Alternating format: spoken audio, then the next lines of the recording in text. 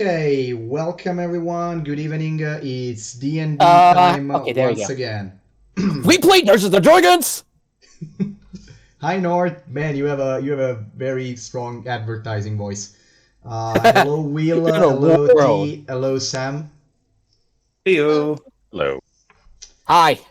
Okay, since I'm starting a little bit late and also I was about to literally fall asleep on my bed like 20 minutes ago, I'll make it snappy for this time and I will give the recap as we get into the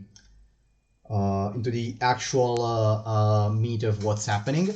So, uh, we're playing in Eberron, Kubara. Here is starting years of campaigns. We are in the at the beginning of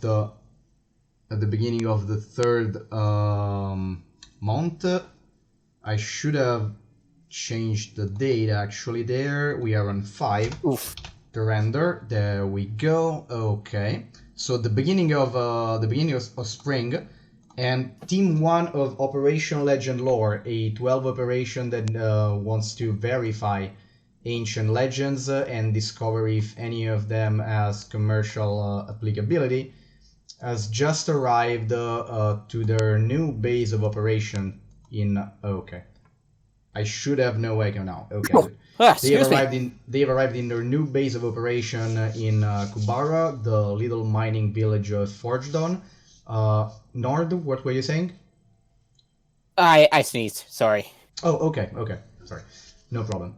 So they have just arrived after a nice journey in which they bonded a little and got to know each other and discovered that Shizna is incredible at playing cards and that Velox, the clawfoot, really likes sailing apparently.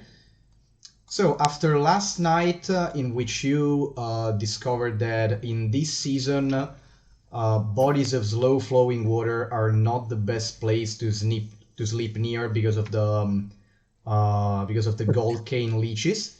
You have just arrived at mid-morning of the day of Zol, which is basically Tuesday. At mid-morning, you have arrived in Forgedon. Is an incredibly small village.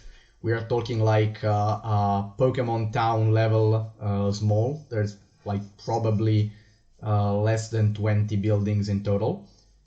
And a very small, not even complete like set of not complete palisade around all of it.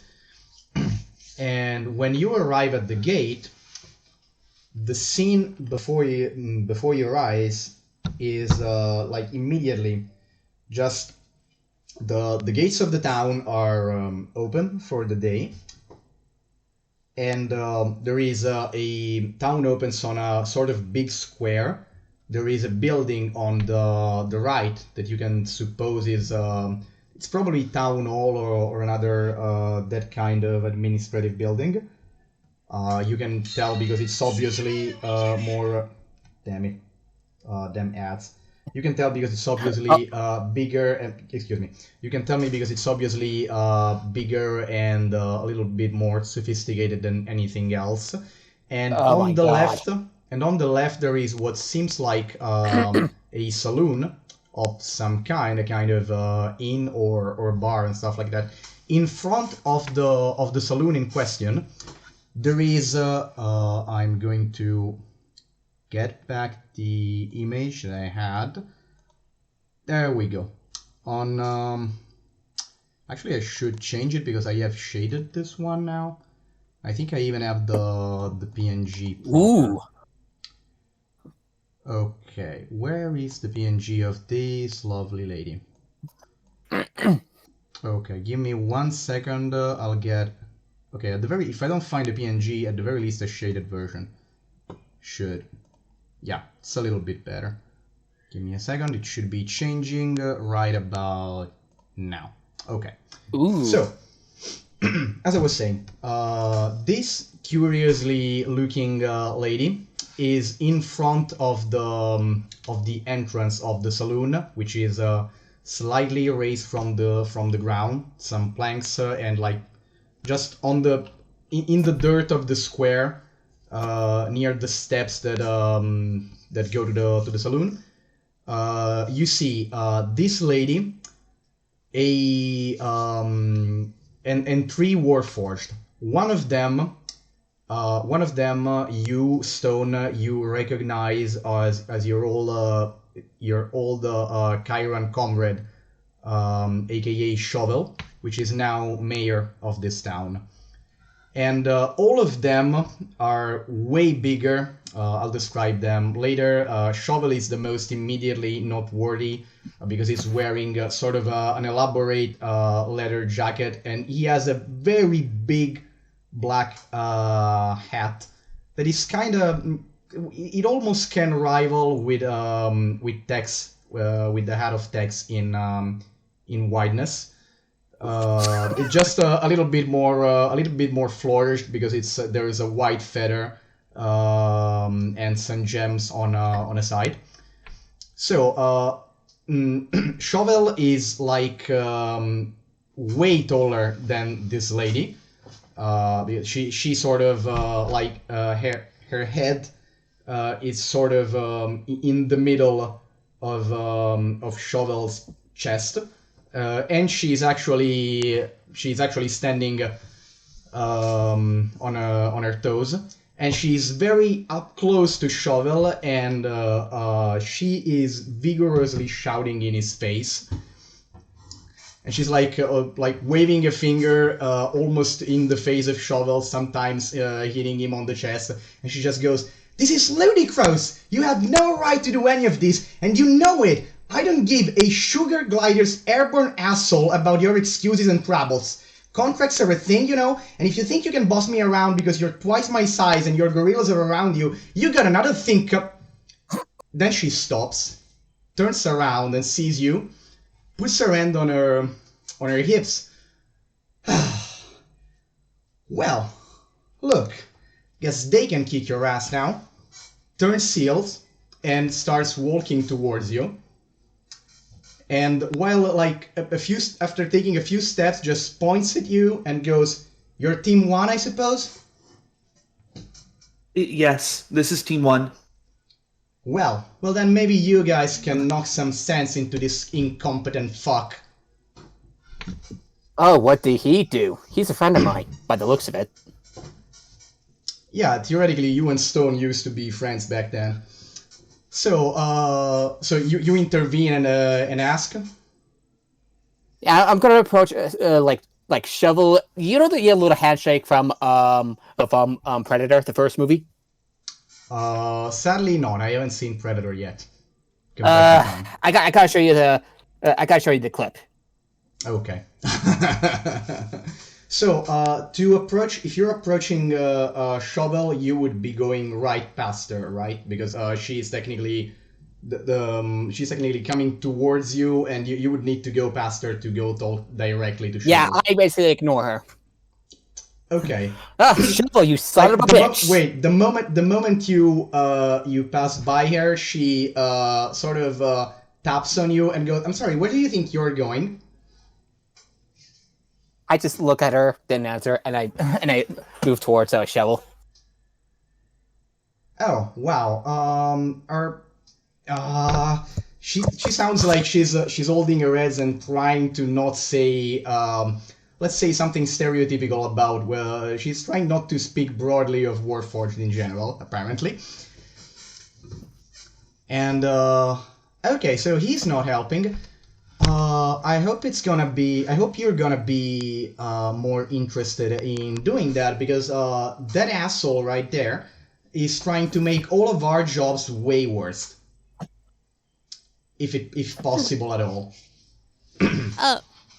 What exactly is the situation? Like, what's he doing?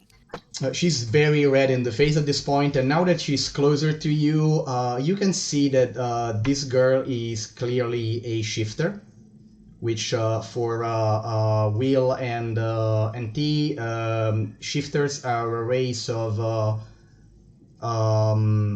sort of mildly shape-shifting humanoids that exhibit animal traits. and they have a complicated history. They have an unclarified link to possibly the origins of lycanthropy. Like an extremely grossly simplified way to describe them is you can consider them half lycanthropes, and basically they obviously have feral traits if you meet them, but under certain circumstances they can transform, which simply means they intensify those traits and express them more strongly.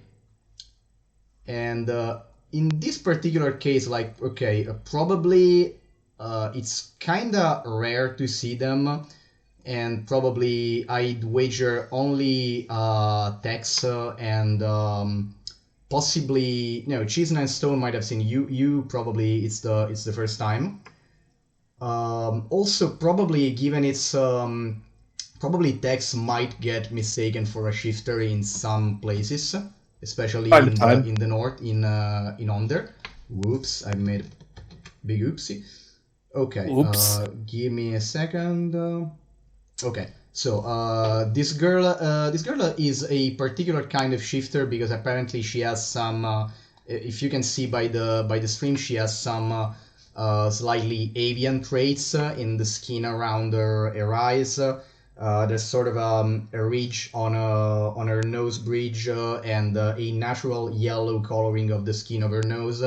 And she has outright feathers coming out of her ears, and the tips of her fingers are yellow, a little bit scaly, and her nails are kind of pointier and sturdier than a normal human would be. So Bird Lady. Oh, by the way, sorry. One more culture thing. There is gonna be a bunch of these. I'm sorry. Especially for this is relevant, especially for Henri. Culture thing in question is in Eberron in general, in Corvair, due to the legend of the legend, almost known fact of the coatl sacrifice in the primordial era. The image, the typical image of what in our world would be perceived as an angel is actually that of a feathered snake. And especially in Talenta, for various reasons, like to a character like Henri, someone like Tex would have a slightly holy appearance in a way, and someone like this lady, slightly less so, but still colorful feathers for a Talentan halfling might be aesthetically interesting. Anyway. Okay, cool. Anyway, so the lady advances towards you, just sort of gives her hand to all of you, like whoever's gonna shake it first, and she goes, "Well, I'm Farion Zone, and I am supposed to be your lab assistant." Or I mean, I would be your lab assistant, and I would be in charge of the lab and all of the equipment if this fucking lying idiot hadn't just sort of confiscated all of it.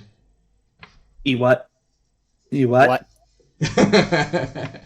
Yeah, that's my exact reaction. And maybe you can knock some sense into him, because I have been trying for the whole bunch of this morning and I haven't been able to do anything. She's still like extending her hand, waiting for anyone to shake it. Tex will shake her hand immediately. Yeah. Would have shaken her hand pretty quickly. Henri would have as well. Oh yeah. If Tex Okay, went she first. shakes both of your hand. At one point, she stops and looking at. Speaking of being taken for a shifter, at one point she looks at Tex and goes, "Are you by any chance?" And points at herself and you. No. Oh well, that's interesting. If that's not a problem, might you want to talk about that later? Talk about what? I mean, yeah, I might have some question for you, but I don't want to get personal. Anyway, that's not what we're talking about.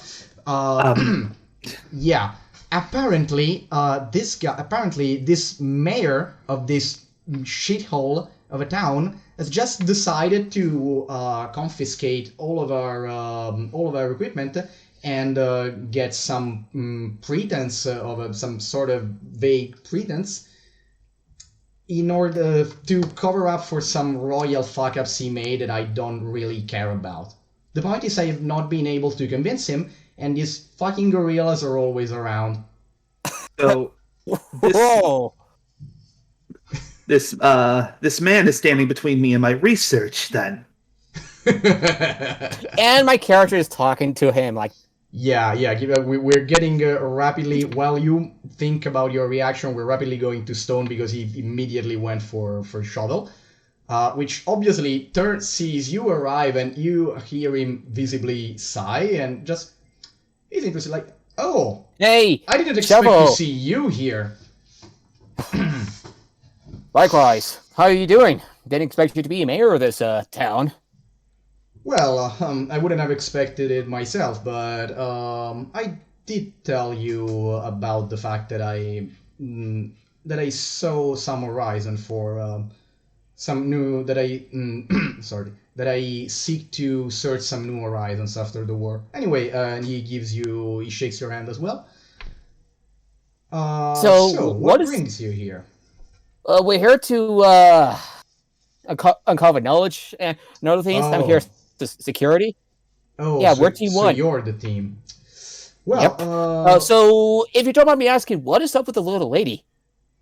yeah, as she's probably been shouting to you, there's been an issue with your situation and with the state of your laboratory and gear, which I would like to discuss in a more civil manner than shouting in the middle of the street. But she literally wasn't letting me get away or breathe or even explain anything. Wait.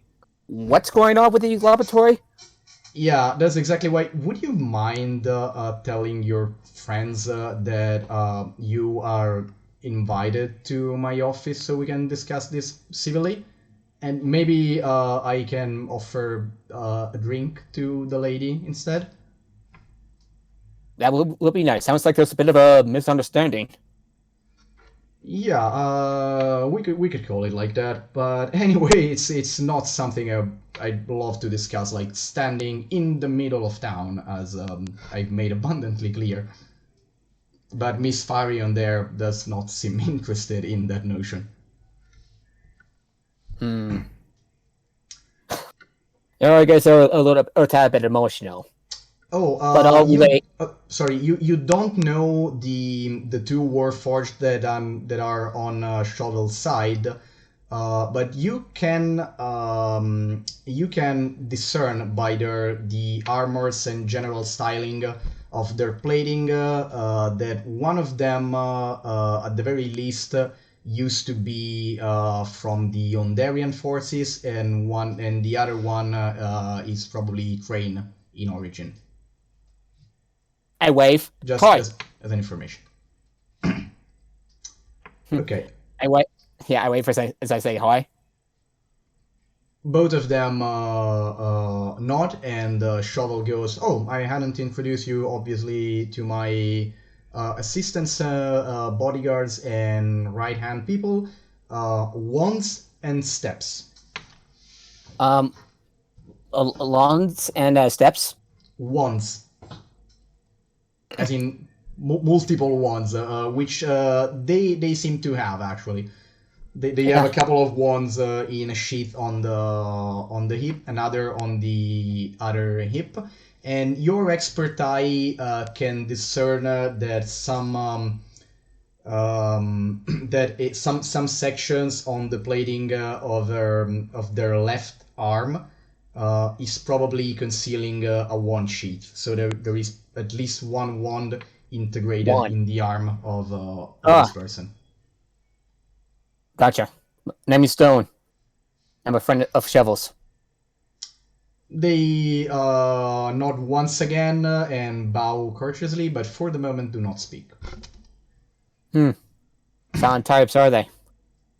Yeah, a little bit. They have this habit of not really talking well on the job. And right. yeah, there's maybe some other things, but we can discuss on that later. You please go tell your friends and colleagues of my proposal, and make it abundantly clear that, as said, I'm offering a drink and some general restoration for Miss Zone. All right. Which I'm about to write the name, by the way. I'll let the lady know that you're willing to extend an olive branch. What's her name? I'm writing it on chat, but it's Pharion, Phareon, Zone, Zawn.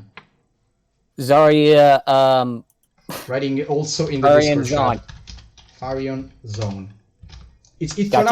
pronounced like zone. It's just written differently. Zone. I guess you'll be in the zone soon enough.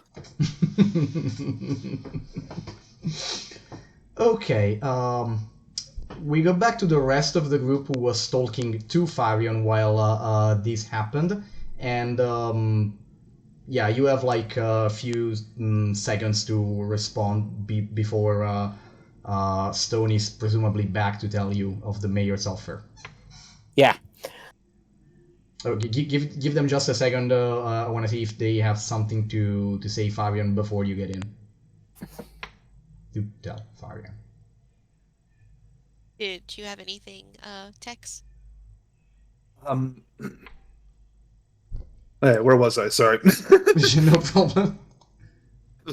So this is the man standing between me and my research, then? Yeah, apparently so. You and your research, me and my jobs, all of us and our money. That kind And of then stuff. I'll start just walking towards him with that, and then I guess I'll run into Stone. Yeah, I'll Yeah. probably run into Stone Whoa. halfway through. And I say, well there, shorty. My friend Sheva is willing to extend an olive branch and an explanation of what's going on. And also, he's offering the lady, Neferion, a drink as well. Okay, do you say it loud enough for Pharion to hear you? Pharion, actually. Yes. I keep calling it Pharion. It's supposed to be Pharion. Okay. Farion, yeah. Pharion? Yeah. Okay, Flareon. so Flareon. Okay, so Farion hears it. She looks like perplexed and annoyed for a second. Yeah, I know exactly what the old fart is trying to do. It's good for all of you that I'm thirsty. Offer taken. Can't take any more of this shit. But please, guys, don't let yourself be used as a food stall. You seem fine people, and I wouldn't want to lose all my appreciation of you like 2 minutes after having met you. So spine, please, and I'm gonna drink. See you later. And she storms into the saloon.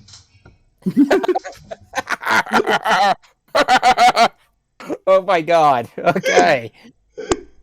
So what? I'm guessing you like this NPC. I like them both. Poor Shovel. Okay. So, anyone else go? Okay, so you go, like, the moment she enters the bar, Shovel cautiously approaches and raises one hand. So I guess you can follow me into my office right now. I know you might probably be hungry, but I can have something for you there as well. Let's just find out why you won't let us into our equipment. Oh wow, I see you have already some commonality of spirit. Follow me. Oh, wait a second. We have a polluted ghost. Hi, man. Sorry, what? Going? A polluted yeah, not a polluted ghost in the campaign. We have one in chat. A polluted ghost as a monster. That is something that might happen in the Moorland. Definitely. Hey, Ghost. Nice to see you Okay. showed up. Shout out to that's cool. That's nice. Thank Oh my you God. so much for being here. Okay, there we go. You follow the mayor up to the to what's obviously at this point the town hall, which is very well curated. By the way, all of you guys, of course, Stone already knew about that. I am completely wavering on accents today. Anyway, all of you getting closer to Stone, you notice that he is very well groomed in general. Like the leather jacket is very fine. He actually has a sheriff pin, sort of like badge on the left side of his chest, which I kid you not looks like it's literally a platinum shovel over a sort of silvery circle in the shape of the of Eberron's rings. So it's quite interesting. No, sorry, shovel, circle, and a rising sun. Forgot. Anyway, and also the contours of his plating, they are literally lined with pink gold, which is something that for Stone he did not have obviously during the war. Pink That is a stone. recent addition. Huh. Sorry. Excuse me. Sorry. Okay, there you go. He invites you. You go up a bunch of stairs, get at a big wooden door. Steps and I said steps plural. Step and wands open the big wooden door and stay on the side. And you guys, I'm with you all in spirits, and I'm doing okay. Hope you all are doing good. Yes, we're doing great. And yeah, we're gonna see how this goes going forward. Anyway, thank you very much. Anyway, they open the door and let you in. There is a big desk, which apparently has already been prepared with 4 chairs on one side. But before sitting, actually, Shovel goes to the side, moves over a couple of the chairs, and from a wall on the side picks a quite smaller chair, but a tall one for Henri, and a one more big chair, because there was already one that was big. Apparently, was not exactly informed of the group's composition. Then the other 2 close the wooden door while standing outside of it, and Shovel sits on his very finely decorated and stuffed chair on the other side. You can tell he's within the limit of his means. He's treating himself quite well. Okay, I see you've been living the life, my friend. Well, I can say that I'm privileged enough that I am. In fact, that would not be possible without the rest of the community we are building here. So, yeah, honestly, I like treating myself nice, especially given what the beginning of my life has been.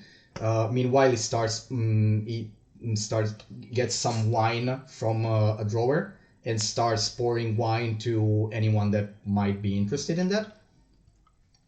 So you let me know. He pours all 4 glasses, and you can decide who drinks, or 3 glasses of obviously. Yeah, and 3. you can decide who.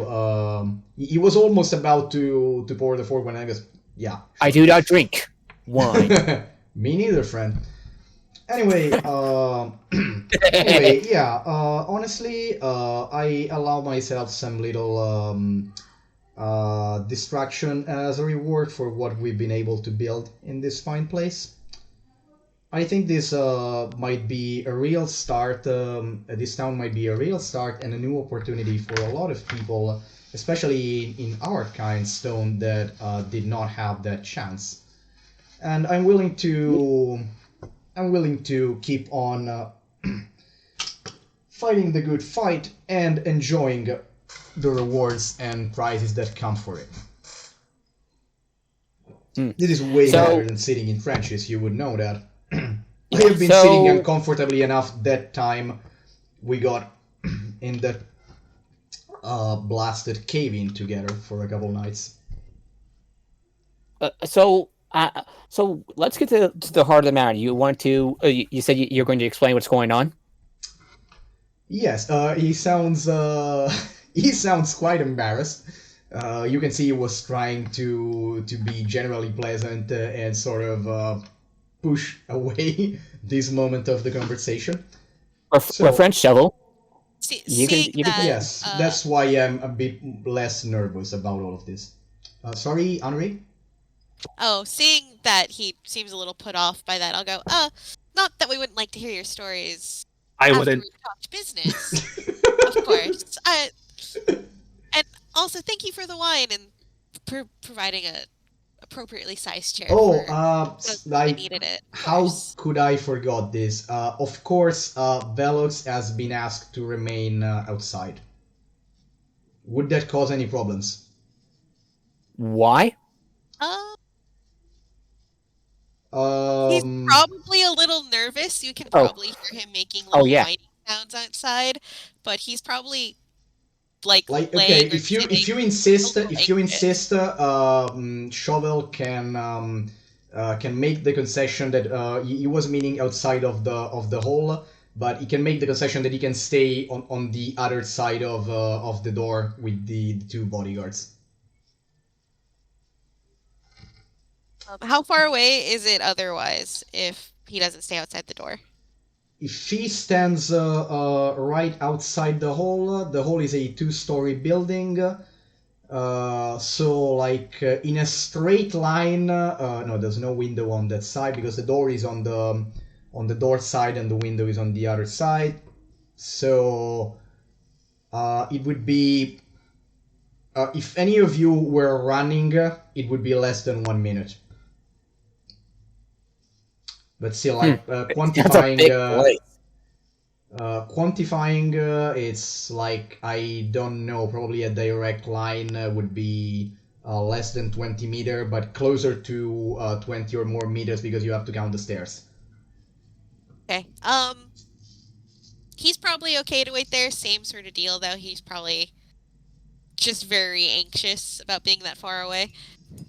But I'm sure he's had to be a distance away from her before, so it's okay. Hey, hi man. Hi Godric. Thank you for telling me to hydrate. I'm doing it. Okay. That is an actual channel function, by the way. Okay. Fun. Okay, so yeah, time to get to the heart of the matter. Yes, please do. Oh, by the way, I didn't ask for any of your names. Yatsuhito Lassian Lagazi. Tommy Nice Tex. to meet you. Nice to meet Lagazi. you, Mr. Tex. Chisna, you're still there? You have been neutral throughout this whole exchange until now. He's just jovially enjoying the events. Chisna will sort of offhandedly, Chisna the Torn. And if there's like a window, he's kind of sticking close and he has like his eyes outside. He looks like he has his head on a swivel and he has basically since they got here. Okay. Nice. Nice, that's very nice. By the way, actually, after, especially after saying your clan name, Shovel seems to lean towards you, to look towards you a couple more times. Presumably thinking to himself, but Warforged expressions are obviously hard to read. Because they basically do not exist on the face at the facial level. Anyway, Shovel sighs one more time and goes, okay, so all that I'm about to say has to stay strictly confidential, so I am counting on your discretion on that matter. Can I count on that? And that would imply by the way that you extend this courtesy, that the application of this courtesy extends to Miss Zone, which I think you might convince, but I have to be reassured that you will do everything you can to convince her to maintain some sort of some reserve.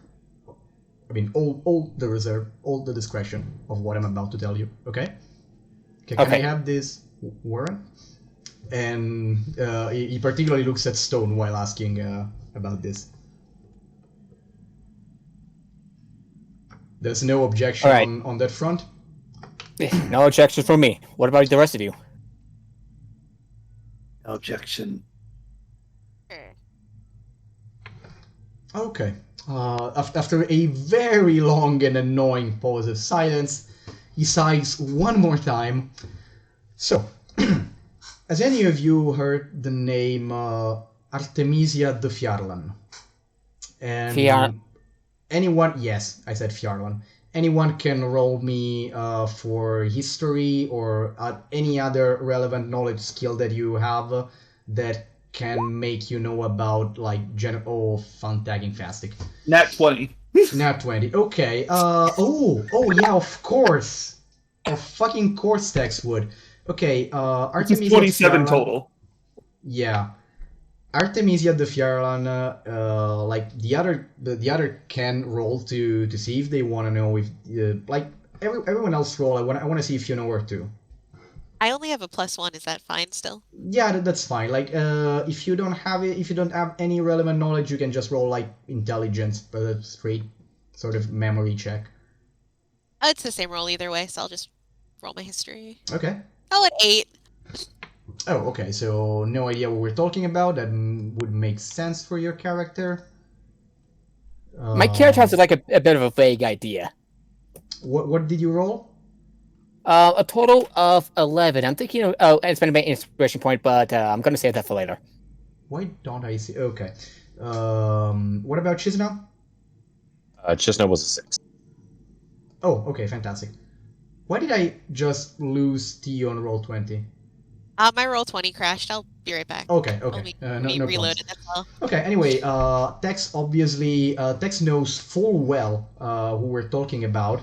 Artemisia de Fjarlan is a famous artist and mostly landscape painter.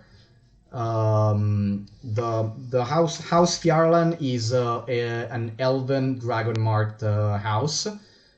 It's actually one of the two halves of the so-called Houses of Shadows, which are elves with the Mark of Shadow that gives illusion-based powers.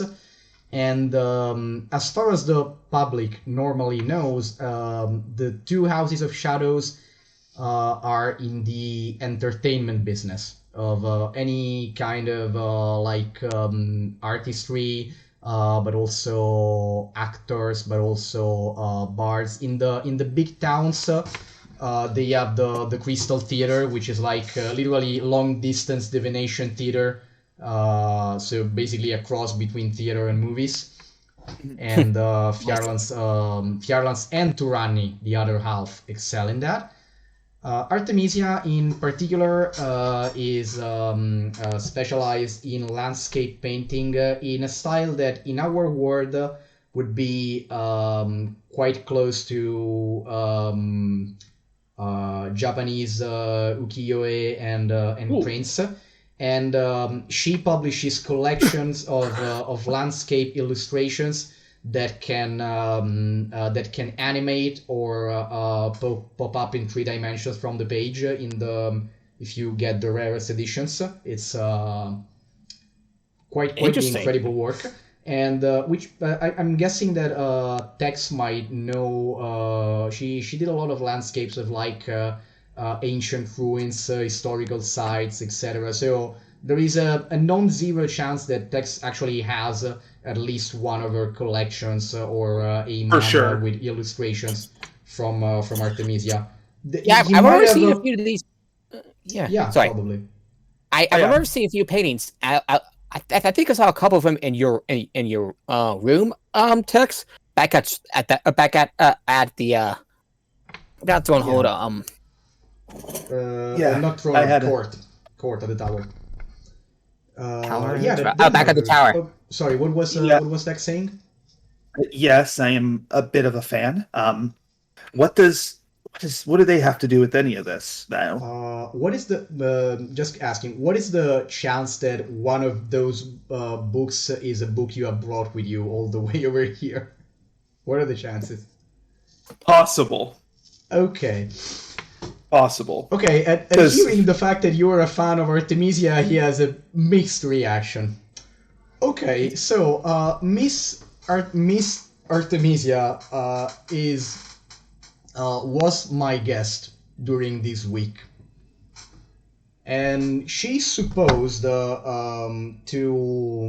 she's passing through the region of Hope, and she's supposed to hold an exposition in Neutron for. Give me a freaking second. Okay, she's supposed to hold an exposition in Neutron because I didn't want to close this. Sorry, I forgot the name of the festival in question. You're good. Eberron calendar. So on Terrender, on 15 Terrender, we have. Damn, yeah, on 15 Terrender we have Sun's Blessing. It's a very important festival. Could you write the artist's name down in chat for me? Yeah, immediately. That'd be great. Thank you. Give me a second. Artist. Interesting. If that thing's pretty fascinating, Tex. I think I saw a few of those paintings in your room back at the tower. Yeah, probably if you. Oh, sorry, Fjarlan, not Fjarlian. Fjarlan, I believe. Is it Fjarlan? I think. Yeah, Phiarlan. So anyway, Artemisia the Fjarlan. I put it on the stream chat, and I can copy it on the Discord chat real quick if you want to. Yes, please. Thank you. That'll be great. Or on the Roll20, wherever you prefer. All the above. All of the above. Yes, I like that idea. Immediate Fjarlan, one chat, and the other chat. So Miss Artemisia was supposed to be our guest and passing through town because she has an exposition at Neutron, the new Gallifrey's capital, on Sun's Blessing, which is 10 days from now.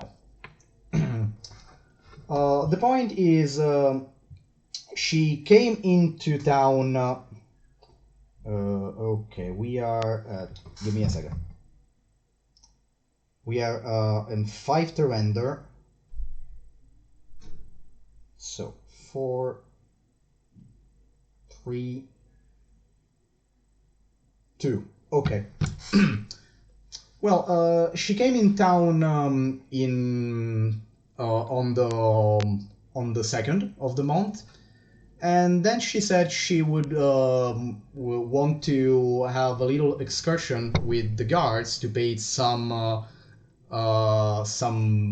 non-specified interesting archaeological site that is supposed to be near our cave.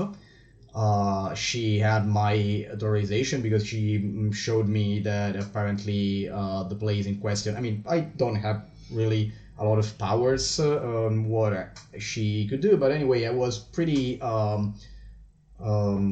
serene about that, and turns out that I was very wrong because she has been missing since.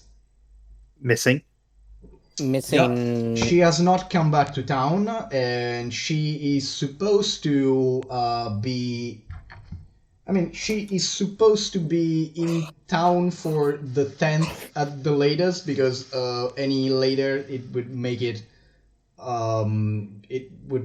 She would not make it on time for Sun's Blessing, and even the 10th is kind of pushing it, and that is kind of a huge problem for me because there's a lot of economic reasons why this is a problem. The fact that I was technically responsible of her stay here and her security, an incident might cost me a lot of money that could put the town in a very precarious position.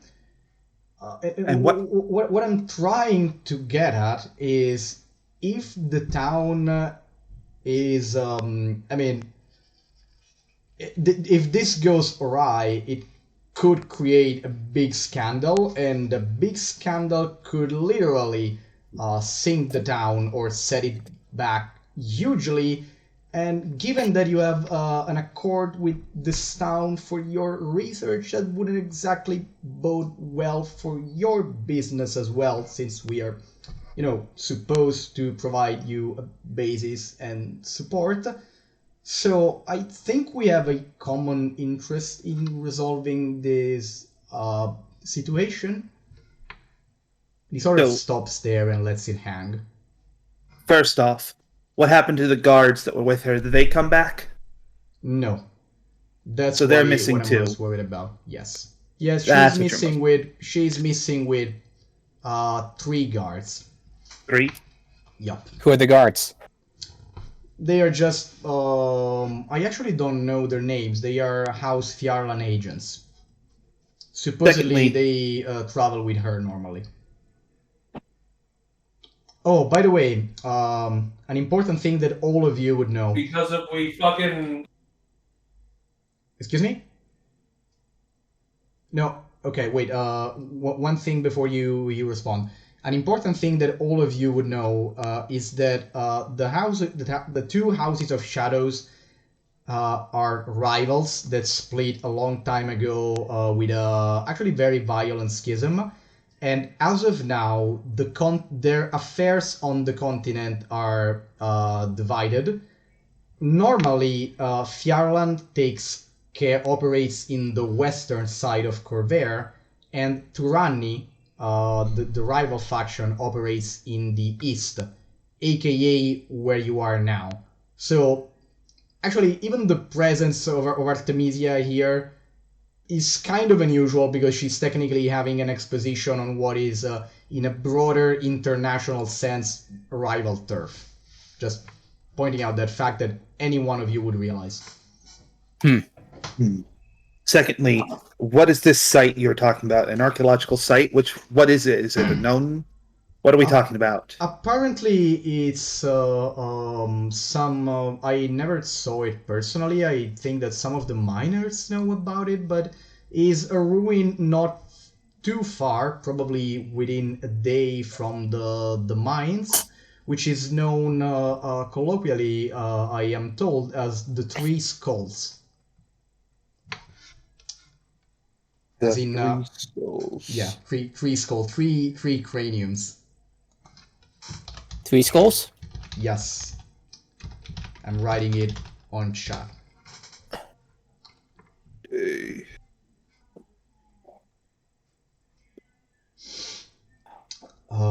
Yes, that's. Yeah, Do I have that's the name any- of the ruin. Do I Yes. have any prior knowledge on these ruins? As I already told you, Mr. Tess, I personally don't. I might have forgotten. Yeah, I don't have. It was like a second ago, but yeah, that makes sense for the character. He hesitates for a bit and says, "No, I frankly was not particularly interested in that, as long as it was verified. I mean, I have verified that this general area is relatively safe for Hope standards, so I had no reasons up until now to honestly bother. I literally only know that that place exists because of Artemisia mentioned it, and I think that a few of the miners might know about it. Maybe some of them actually saw the place from a distance. But they generally, the bunch of miners that I'm talking about, they are of, Thrain and Border Brelish origin. They were kind of superstitious about the whole thing. So they probably, I mean, the impression I got is that they saw some ruins that looked particularly unsettling and sort of decided they were trouble, and generally sometimes mentioned that in passing. I think Miss Artemisia might actually know a lot more substantial about those ruins that anyone in town does. I mean, we are concrete people here. We have this business to make. We generally, I try to not encourage a lot of investigation in useless matters. Useless. Yeah, sorry, Mr. Tech. Useless for our area of business. Academics is something this town was honestly not about until you guys showed up, which I hope would be a magnificent opportunity of growth for all of us, which brings us to my proposal. What is your proposal? The proposal is actually a request of your help in solving this matter and discovering what happened to Miss Artemisia and bringing her back to town, if at all possible, before the 10th. All right.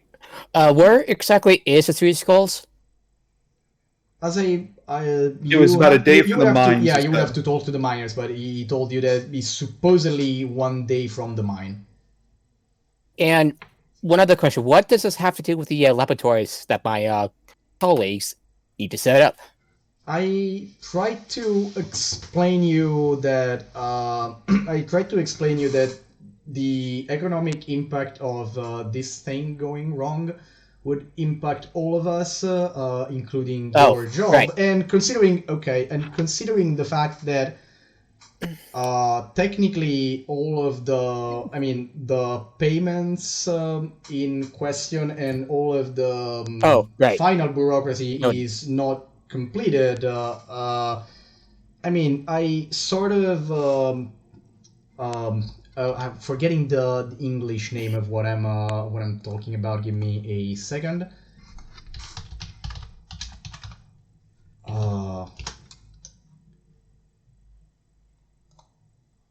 It's not exactly deposit, but it's basically telling you that he's holding the gear because it's technically he says that it's technically not been paid and passed to your team yet. The payment has not been finalized, and so he's basically holding it as warranty and bail of sorts.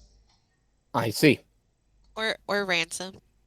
Yeah, one could say that if we were in a hostile kind of relationship, which I don't really want us to be in. Well, then I might have a small proposal. I am listening. You get our gear set up, we'll bring her back. I'll go out and find her myself. Not alone, of course. We'll come with you. Well, I'm not leaving you alone. I'm not leaving you alone. Sorry, had to. Oh wait, so we can agree that we have an agreement on this then. But Yeah, you get should things we- set up, you let the labs get going, and we'll have her back. Okay. I am. It Yes, I sounds am, like an of ideal course. proposal. It sounds like an Yeah, ideal proposal. I am of Blue course Shovel. in principle absolutely in agreement with you. I would remind you that when you say getting the lab going, yes, of course I can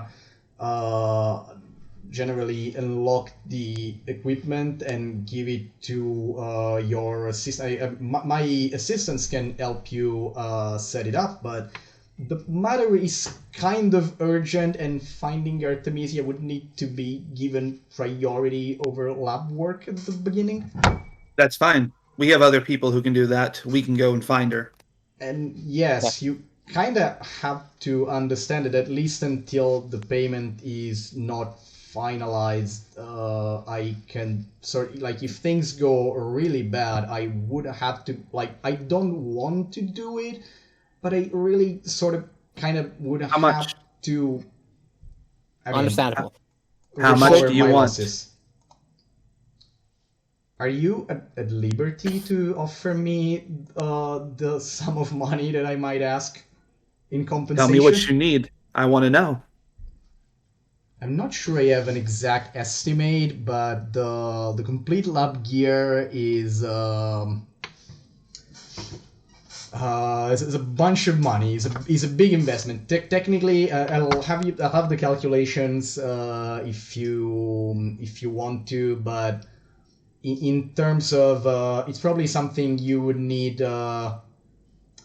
You would need your lab to be well working for a relatively extended period of time, like a few months of productive work that actually gets funding in order to immediately and fully repay the amount that Shovel put on the table.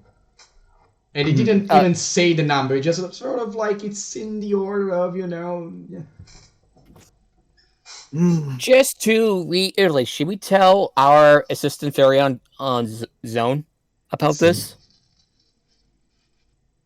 Well, yes, the way to approach Miss Zon about this is I'm honestly not capable of dealing with her, I think, so we'll leave that to I'll your deal with her. discretion, with the strong urging that these, like, the discretion point is key, like Wolselisten, and this Right. is a small town.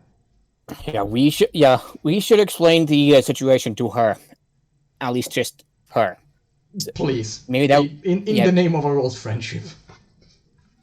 Like, it's not like I don't enjoy getting chewed up, but I can bear it. I'm worried about the I'm literally, I want you to understand that I'm doing all of this for the common good of the community, which now includes you. He's sort of like fully gone politician mode, but is sort of incredibly nervous about it. He should be. So the gist of the situation is you had a celebrity come into your town and you lost her, and because of that we can't do our research, correct? Yes, that would be, as I said before, the hostile way to explain and elaborate on the situation. I'm sorry, I don't mean to be hostile. I'm just trying to put it in simple terms. Well, I mean, we are abundantly clear on what the situation is. I don't see the need in haggling on definitions, since we can all get to work. Yeah. We should start things off by explaining to our assistant. That should clear things up. Yeah, probably. What is she's now? Oh, I had. Though I do have to ask, why did you say so to her in the first place? Oh, right. Yeah. Oh wait, yeah. She walked right up to you in the middle of the street. I'll explain to her. Exactly. She started screaming at me like a few moments after she had apparently just realized that the gear was not in the lab, and she didn't really give me time to explain a whole lot, as you have seen. Alright.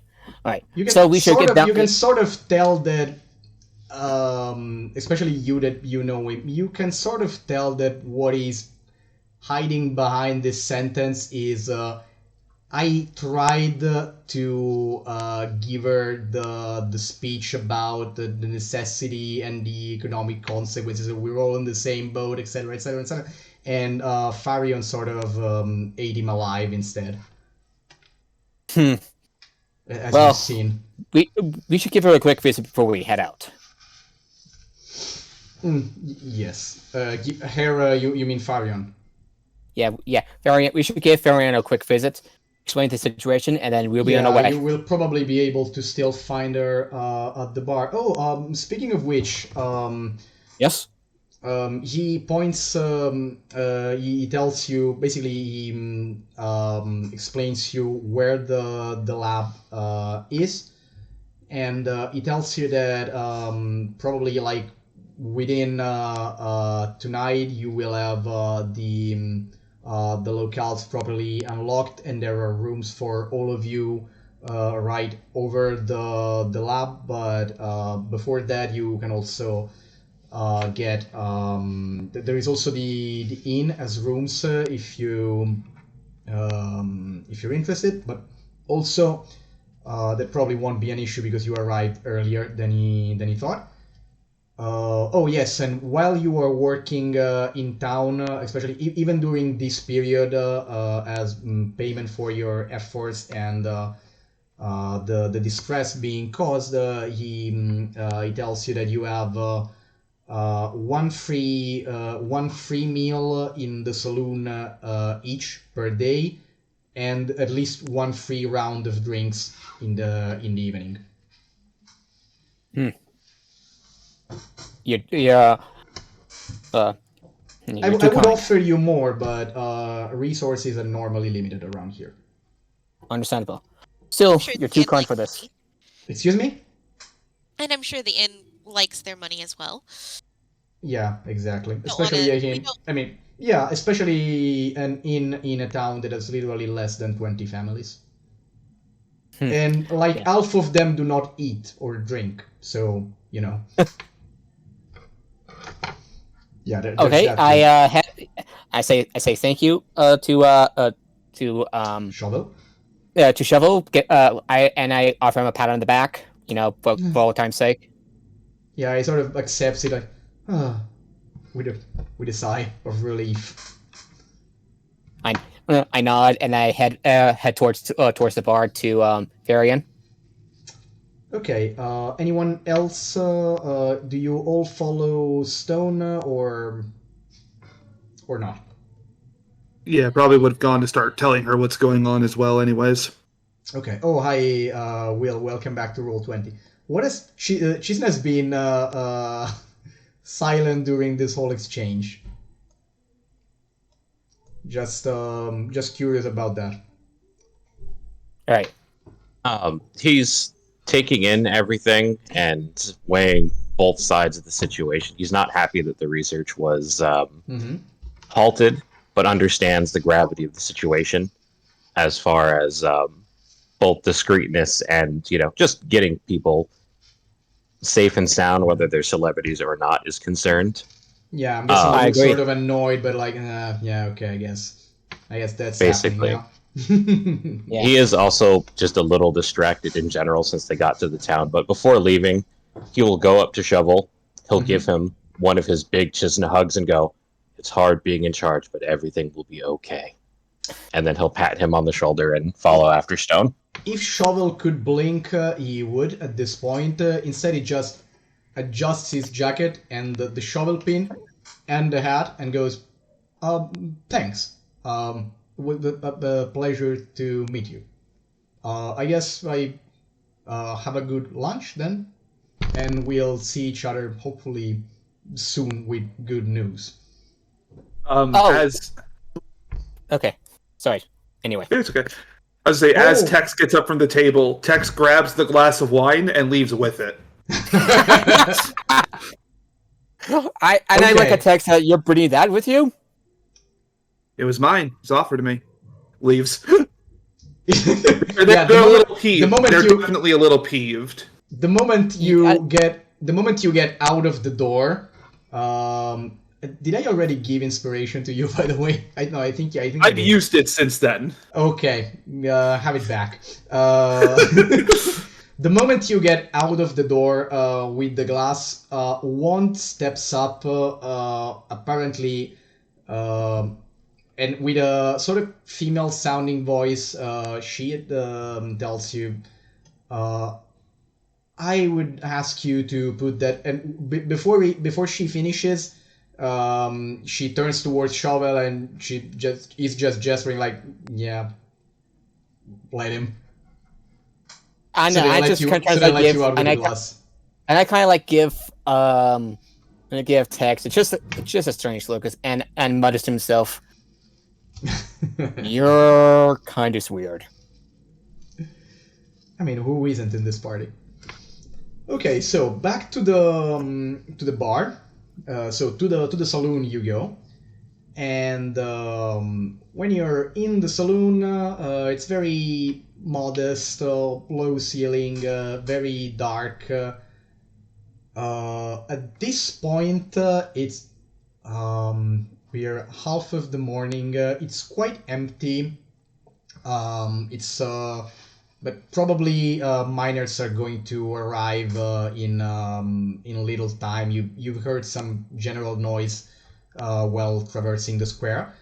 For the moment, you only have the only two people inside are a very old human bartender and Farion, which is sitting at the bar at the counter. Sort of, she has two empty glasses on one side and a full one in her hands, and she's tapping with her talon-like fingernails on the counter nervously.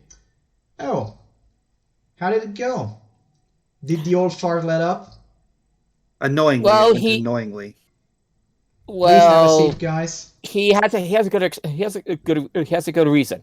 Long story short, there's a celebrity that's gone missing, and we've been and we've been assigned to and we've been hired or assigned to find her. Do you know the name at Artemis Sia de Filarlin? Fjarla. Oh, so that's what Sold is about. He's Freaky making his bastard. mistakes our problem. Essentially. Yeah, freaky bastard. You know, I would just go back to him and give him a piece more of me, but honestly, at this point, did he at least tell us that? I mean, he's gonna give us our gear back or not? Did you manage to? Well, Oh, Terex by the way, managed- did he tell you the whole story about the payment shit? Oh, the hasn't been fully paid yet thing? Yeah, did he tell you the whole story about that? Did he tell you the convenient part of the story? Hmm.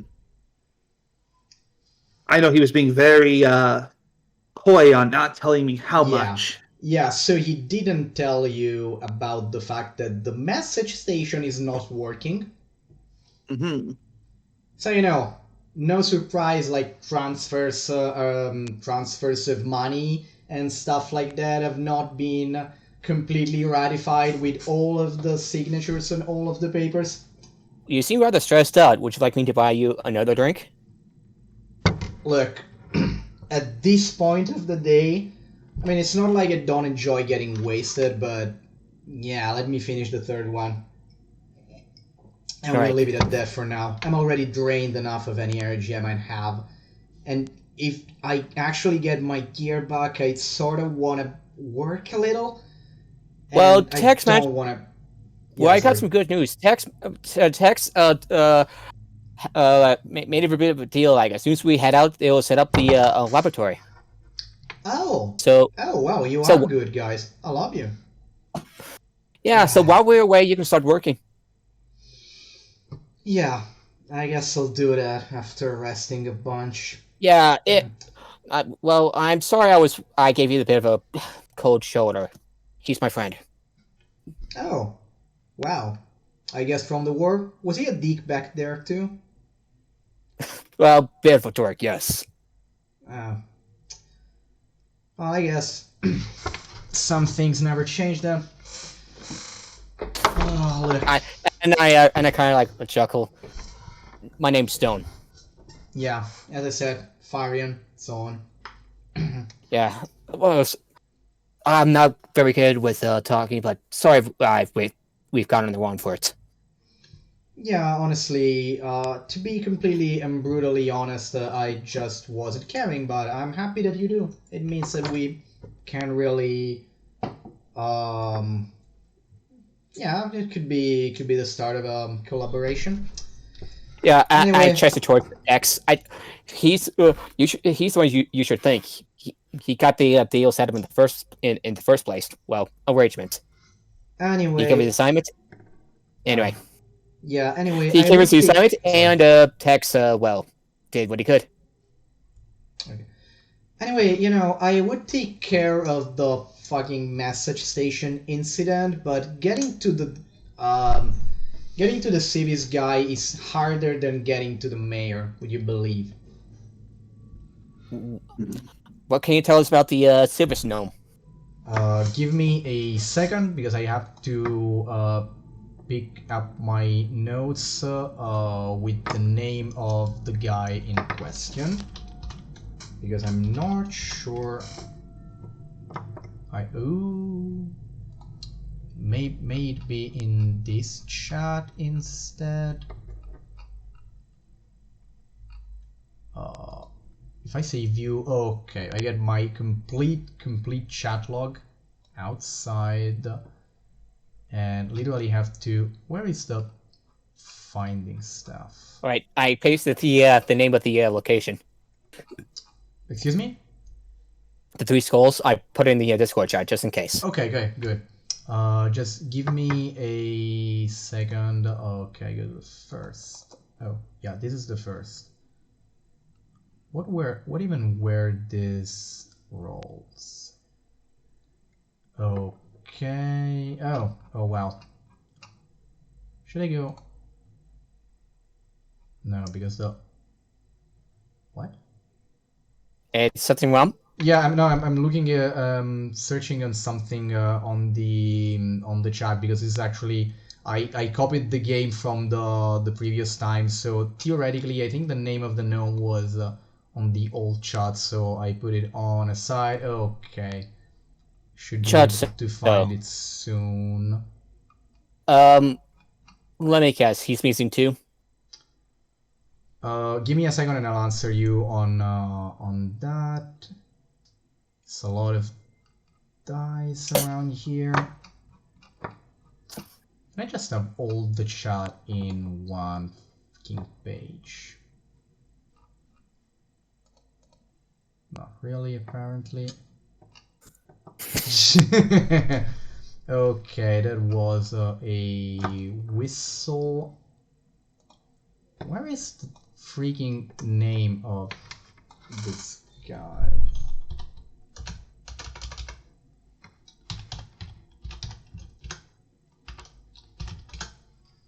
Oh, there we go. Okay. Yeah, what you can tell us about the gnome? Yeah, not very much. I know that his name Quavis Calamen the Civis.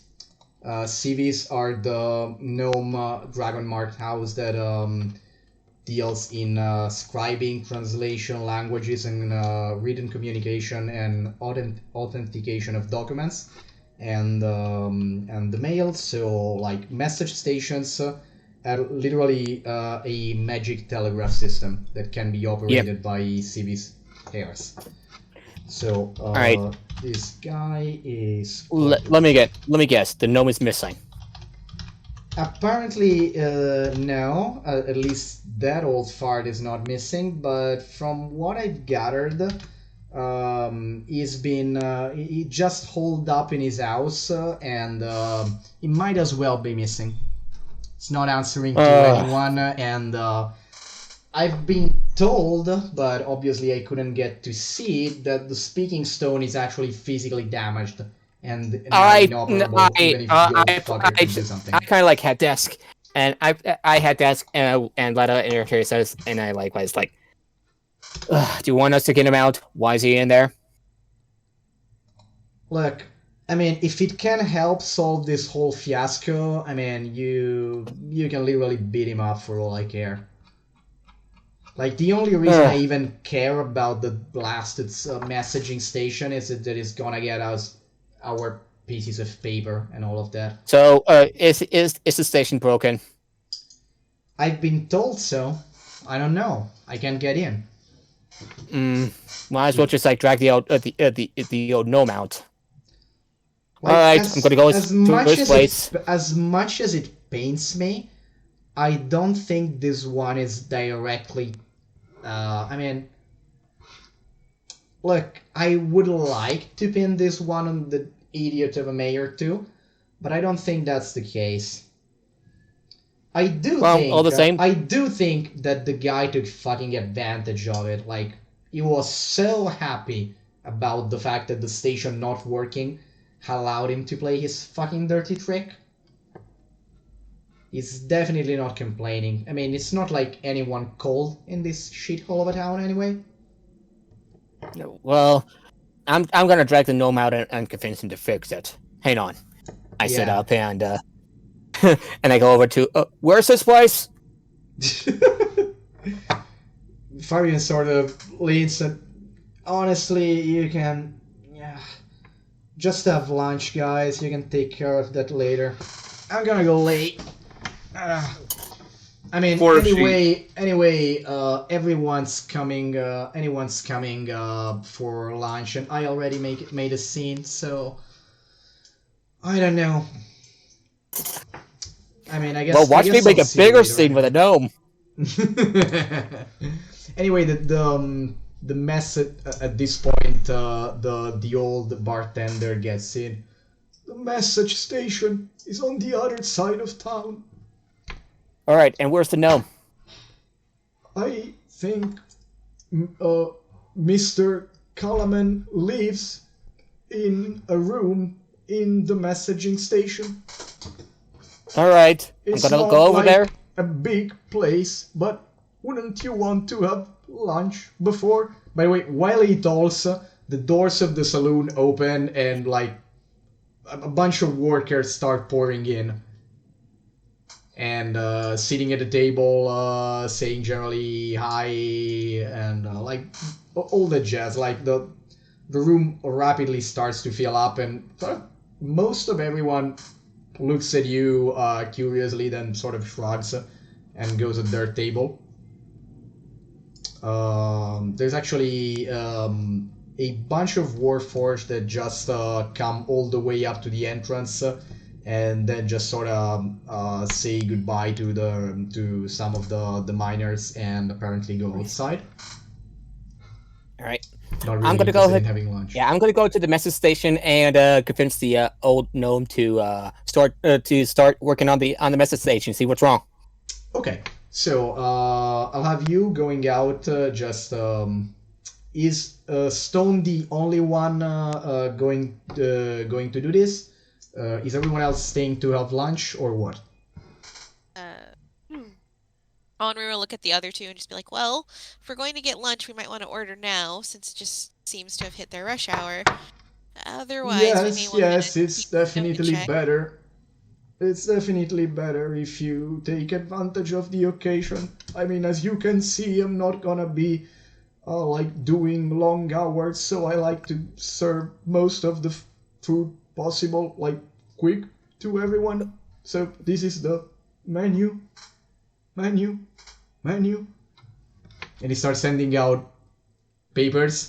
Like the menu is not really, it's literally like the menu of today is basically three types of hot sandwiches, and by three types I mean like there's barely a difference. Like one is slightly spicier, one is slightly sweeter.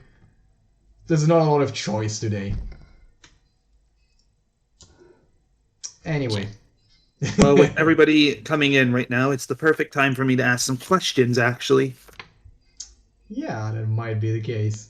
I need to get some information about what's going on. Well, I Okay. could probably help with that. Yeah. That would be very good. How about Do you want to pay this order, or will that be your free meal for today? I really do like your old man voice, by the way. Thanks, man. This guy is really old. Honor will just take the lead there and be like, we'll take this one as our free meal, and I'll look at the other two and go, if you don't have any objections, why don't we just get, and she'll just point at whatever seems to be something that, like, she thinks they would all like on the menu. Like, the same order, just I don't know if you want, like, the choice is sweet, neutral, spicy, basically. For the rest, is literally a sandwich with beans, sauce, a little bit of egg, and a little bit of meat. So, probably just the neutral one, just points at the neutral one, is just like, just 3 orders of this fine for you too? Yes, the yes. spicy. Okay, spicy for Chisna. What about Tex? Oh, Tex was the spicy. Oh, Tex Sorry. was spicy. Sorry, I didn't. Sorry, just sorry. Neutral is fine for just now. Okay, 2 neutral. Okay. 2 regular and 1 hot. Coming up soon. He sort of waddles to the kitchen. Thank you. Waddles like a penguin. Okay, so like it's gonna take a few minutes to have the sandwiches ready. Most of everyone else is at the table. They didn't even bother to order, most of them. In fact, you can see like one Warforged with sort of one Warforged with sort of a yeah, roughly forgetting all of the names. I have the French ones in mind. I would want to say the tablier, but I fucking know what that's called in English. Anyway, he's dressed as kitchen personnel and comes out and start handing soups or sandwiches to the miners, which they obviously already know. Like, imagine if that's the thing I need to get stuck over. Okay. Anyway, so the 3 of you would like to, while you have lunch, speak around with the people. Is that correct? Yes. Yeah. Okay. What do you want to ask around, and what is going to be your general attitude in looking for info? X is going to be going up to anybody who looks like they are a minor. Of course, most So of these everybody. people, I'm So assuming. literally everybody Yes. that's here. It's going to be asking them 2 questions. Mhm. Have they been noticing any disappearances lately, and information about the 3 Skulls ruins? Okay. What about Shizna and T? Henri will kind of just follow Tex's lead because, like she said, she's just here to help him. So she'll help him cover ground, repeat his questions in different parts of the tavern to get it done faster. Okay. What about Shizna? Chisno will stay kind of where they were sitting, sort of hold their spots, but just kind of keep his eyes and ears open, just kind of listen into any conversations. Maybe he can pick up on something because they're miners, construction workers. They talk. Mm-hmm. Okay. Did they stop me from bringing Velox in here? No, here they wouldn't. Okay. Oh, by the way, I'll- Velox is definitely. Oh, for freak's sake. Velox is definitely sensitive to the smells around here. Food. Yeah, I mean, it makes sense. Okay, now this freak's sake. Okay. I probably would have seen if I could have gotten him some food while he's here to try to Oh yeah, curb definitely. that a little. Even if I have Yeah. to pay for it, that's fine. Yeah, definitely. He's probably going to like at one point. The one of the Warforged sees Velox, tells you to wait a little, and after a few minutes comes up to you with a little bucket of general like cuts, pieces of bone, little pieces, basically everything of the meat that they didn't cook and couldn't save for later, and just gives you the bucket.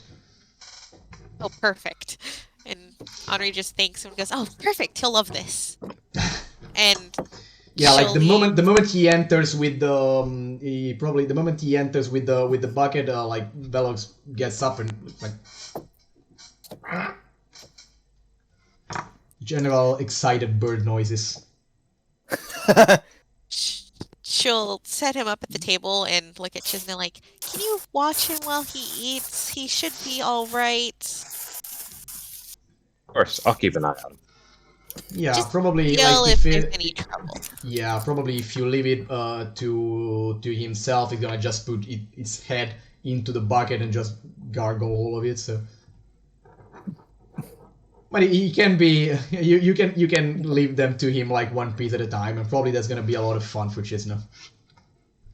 I'll show him how to like feed him so he doesn't just gorge himself. Just be like, yeah, just try to keep his Yeah, head there's a lot of bones, and I kind of think that like I mean, if you've seen the way any sort of predatory bird feeds, like if you leave him to himself right now, there's gonna be bones flying or Velox choking on them.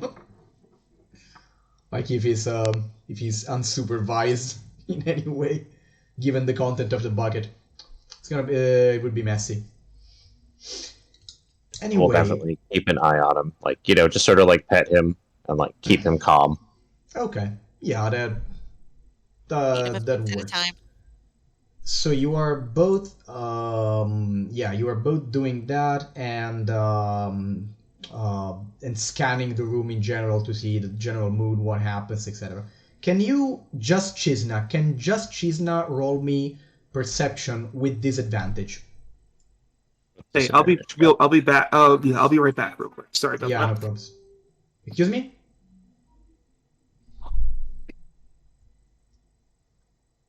Okay. Yeah, all good. Anyway, so We're Henri, not doing well today. did we say that Henri is doing what? Okay.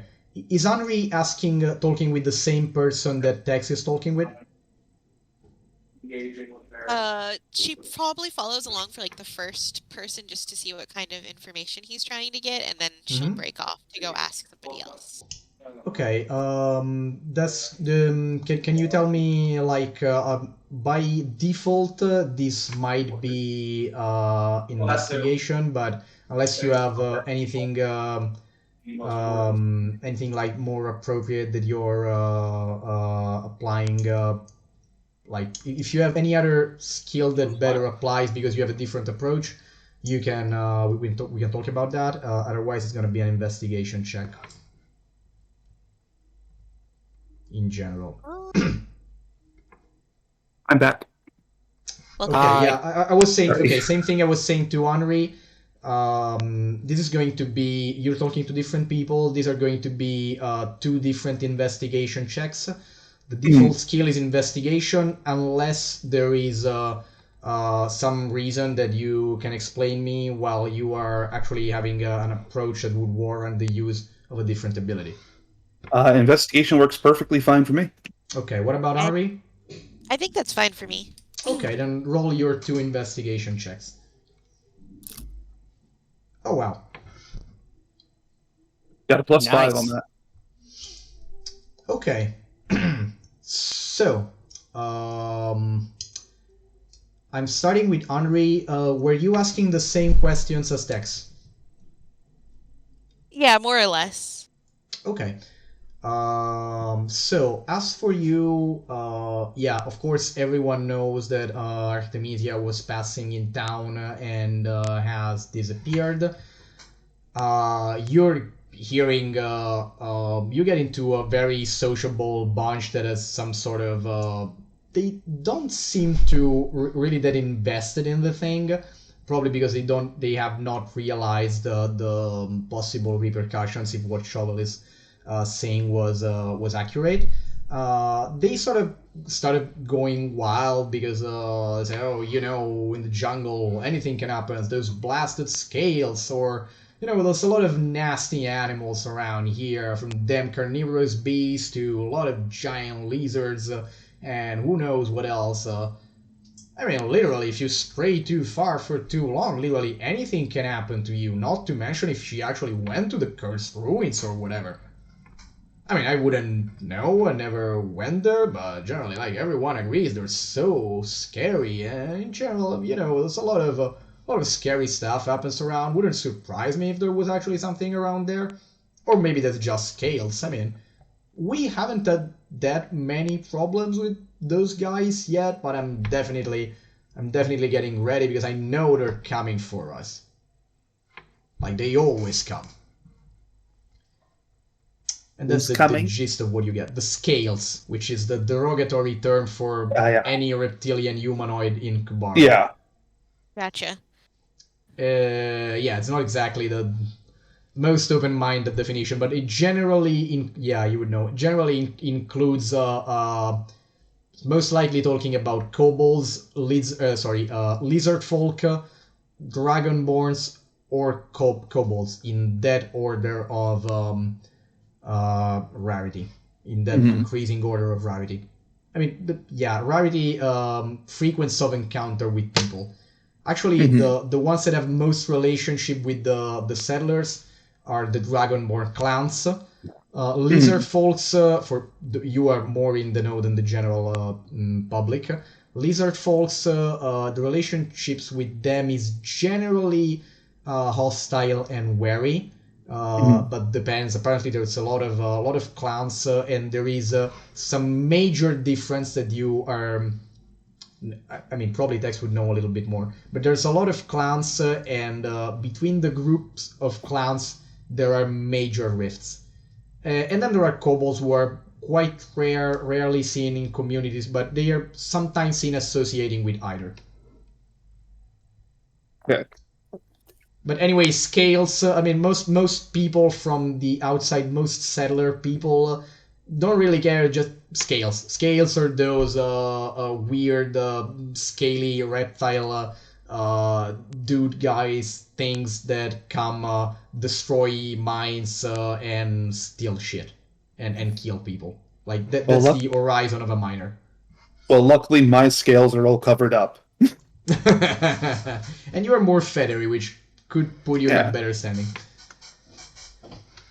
So yeah, that's what Henry is able to pick up.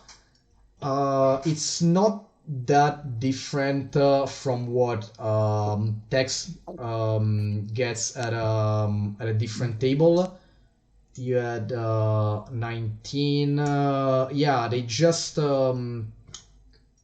Okay. Oh yes, you get some more info because you actually get pointed to one of the guys that like you have to go from table to table, but you get pointed to a guy that personally saw the ruins,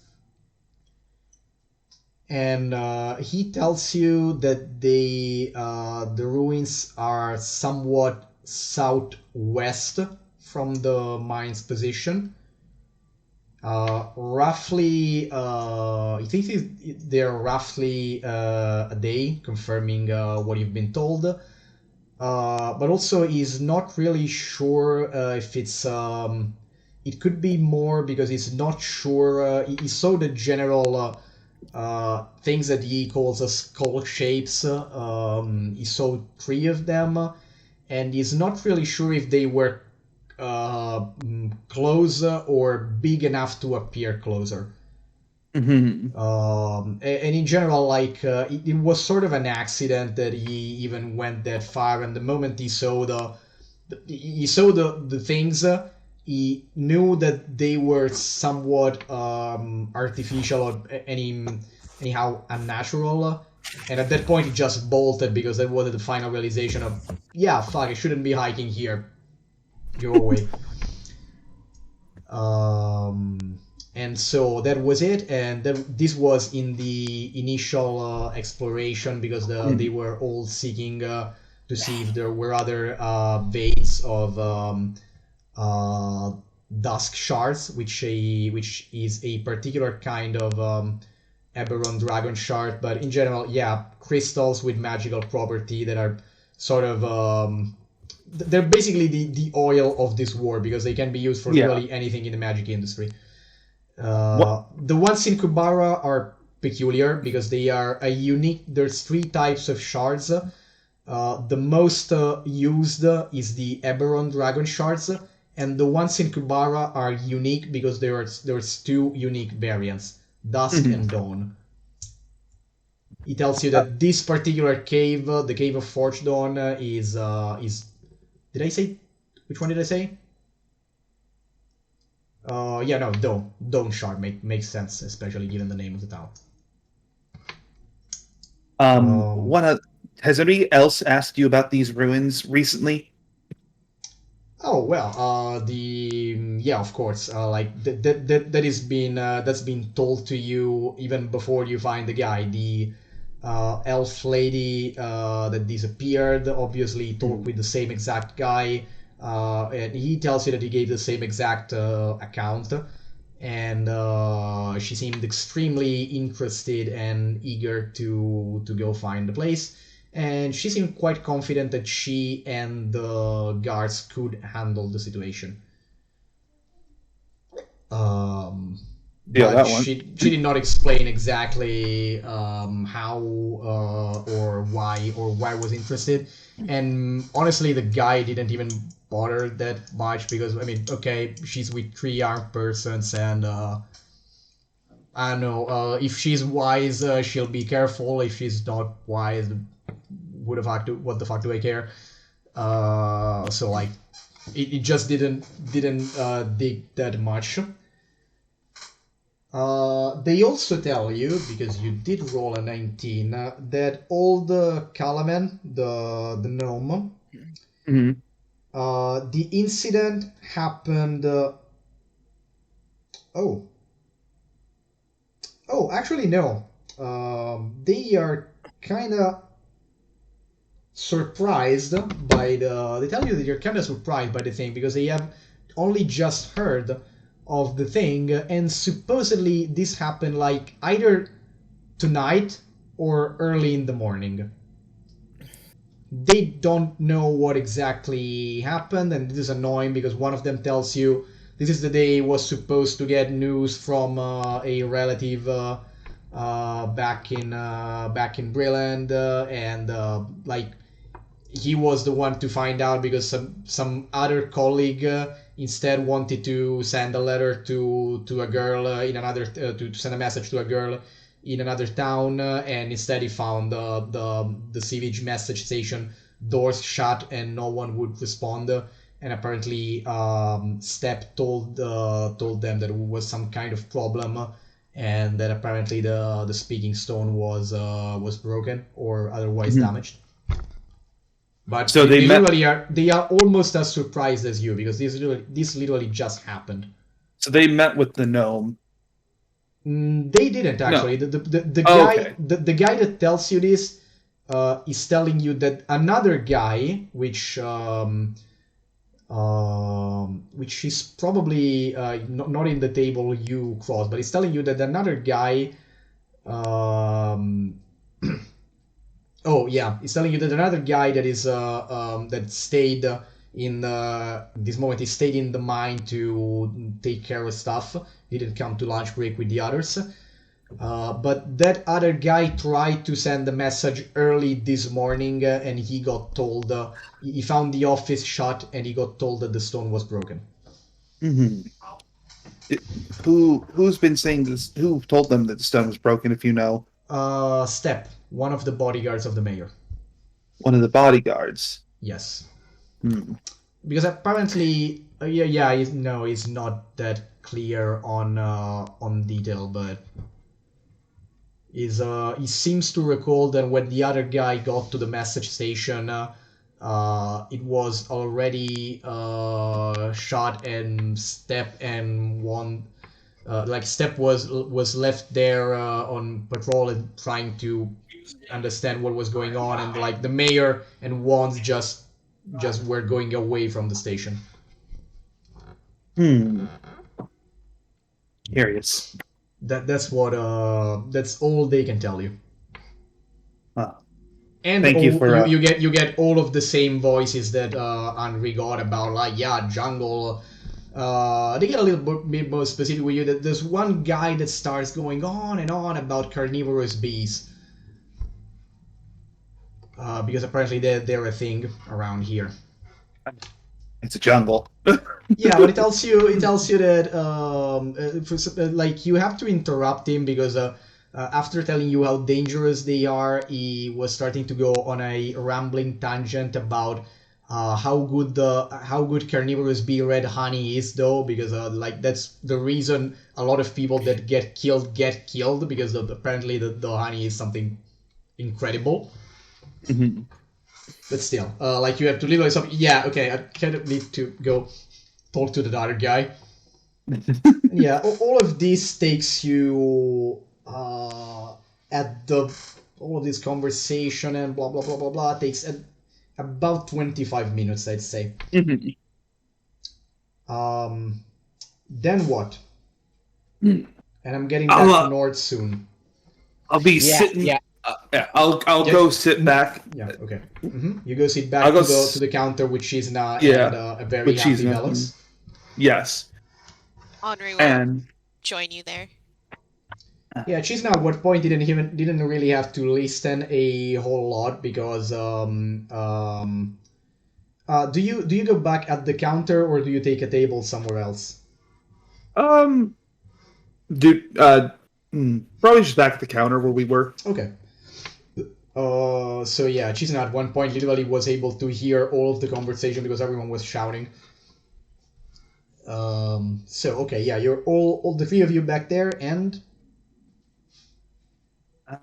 yeah, I'm letting have you go. Found some various information. Do have confirmation that DeFerlin did ask about this stuff too, so found out it from the same source as we did about this Three Skulls ruins. Mm-hmm.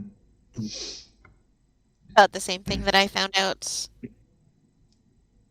Otherwise, I am very suspicious about this message center now, though. And I'm going over there right now, as we speak.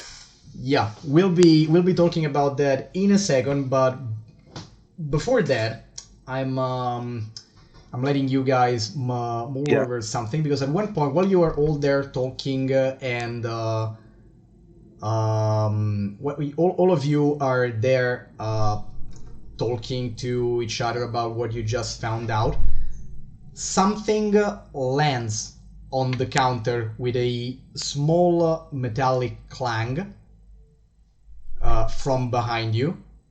Mm-hmm. And you, like, immediately turning around towards the source of the noise, you see the edge of a black cloak getting outside of the door. On the counter, there is something, a small metallic object, probably a coin, given the shape, wrapped in a sheet of paper. And with this, I'm going to Nord for a second, with Stone doing his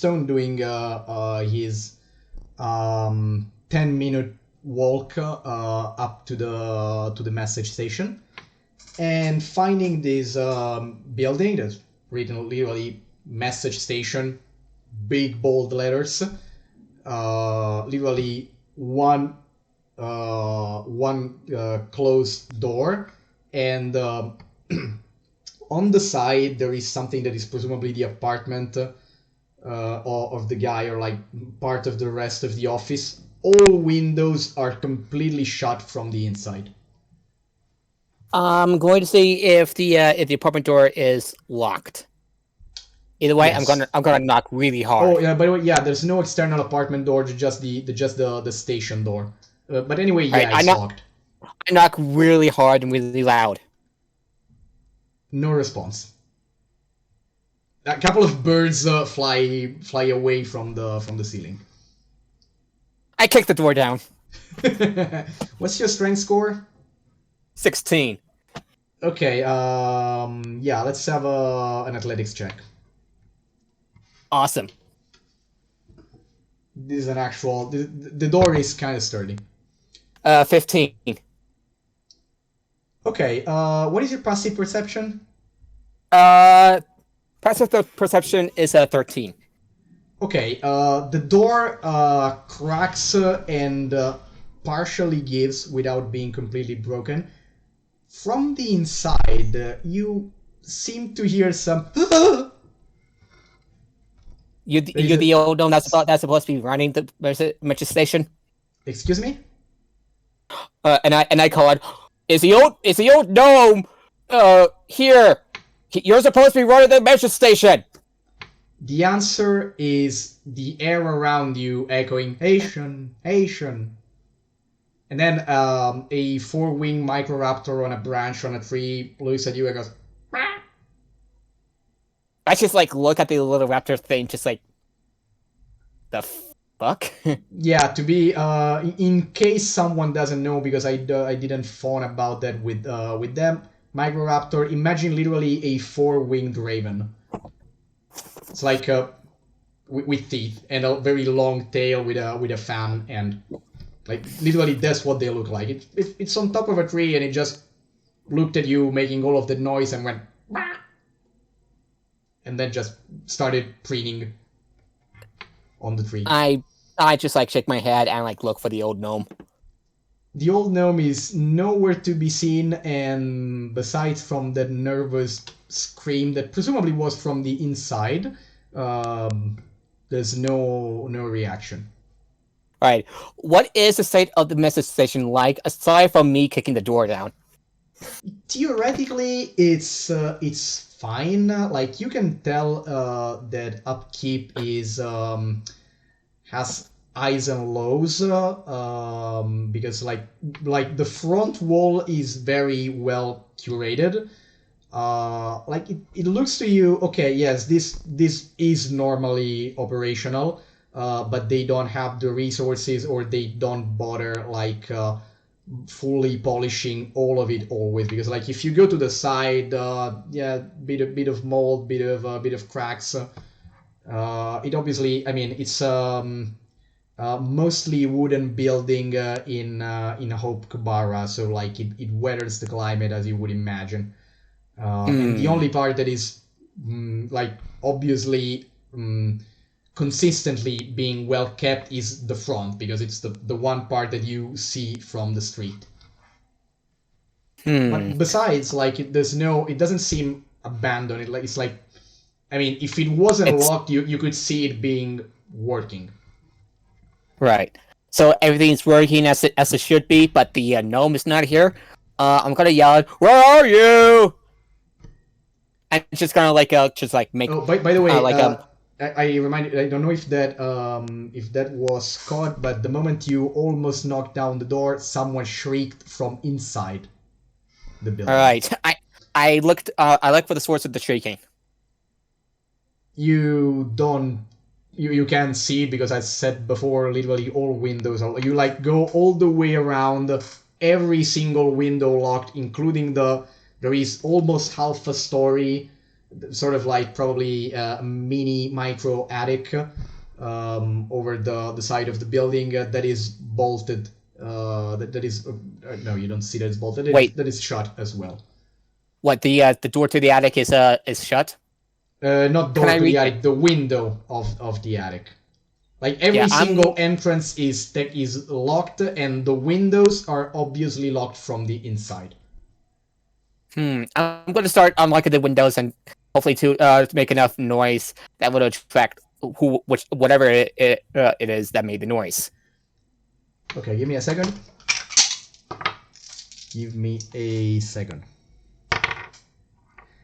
There is another nervous shriek from the inside, and at one point, you from behind you, a window creaks open, and I close the windows. An old lady, from behind you, like on the other side of the street, a window creaks open, and an old lady leans out and goes, "What the fuck are you doing, young man?" Young man! Young man! Oh, okay. Whatever you are. I'm looking for the gnome! I'm looking for the gnome! Yeah, it's not answering. I know. It's annoying. Be quiet. Yeah, that happened. Yeah, that happened. Did the gnome turn invisible or something? I suspected the gnome is. You were literally in outside of a locked house. The door didn't complete. You have not finished kicking down the main door. If you want to continue breaking it down, you can. Oh yeah. Oh okay. Oh, I didn't break it down. Oh, you want to clear the first one? I gonna break it open. Okay. So yeah, one more strength check, because I realized that maybe it wasn't clear. Athletics, yeah, of course. 22. Okay, this time you literally bursts open, like both sides of the door swing open and then fall inside. I go inside. Every single like there's no it's all there's no light. All lights turned off. There is, of course, what you would expect in a very small messaging station, a small like counter, and I'm forgetting all of the words today. But yeah, there's the corner where you would usually find the gnome and pay. Like, there's not a distinct there's probably not a distinct employee here because there's literally that one gnome working the message station. And then there is a like yeah, they are marked in both Zeal and Common. So there is the initial post. Then you have a door that is presumably the main door where the speaking stone actually is. Sort of the processing room, messaging room, something like that. And on the right there are two doors. One is a bathroom, and the other is unmarked. So you sort of guess that it can lead to the it might lead to the private part of the building. Yeah, I'm gonna head towards the non-marked door, and I knock really hard. Mr. Caliban? Echoing. Give me a second to check. Echoing, no sound. Sort of a bug that crawls away nervously from under the door. What's moving away? The spider, the small spider. I squish the spider, and then I'm going to see if the door is unlocked. Yeah, this door is locked as well. I kick the door down. Go for athletics.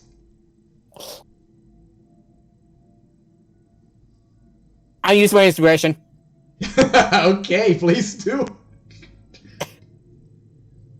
You can hear faintly from the street. Quiet! 23. I got a 23. Okay, as I was saying, while the door falls, while this door breaks down too, you can hear two things: a shriek from somewhere deeper down, somewhere deeper down, and from outside on the street, faintly, the same old lady going, "Quiet!" Oh my god, this is fun. Okay. Dark corridor. Can I turn are there any lights to turn on? If not, I get out my Everbright lantern. Yes, you probably would need to, like, there is actually presumably one Everbright lantern on the immediately on the side of the door, but it seems the model that has a personalized command word. Like, presumably you have to you have to know what's the word to turn it on. The one that I'm holding, or the one that the one that is that is naturally on the wall. The one you're holding is yours. You can activate however you see fit. Yeah, I turn on my Everbright lantern and look around. Okay.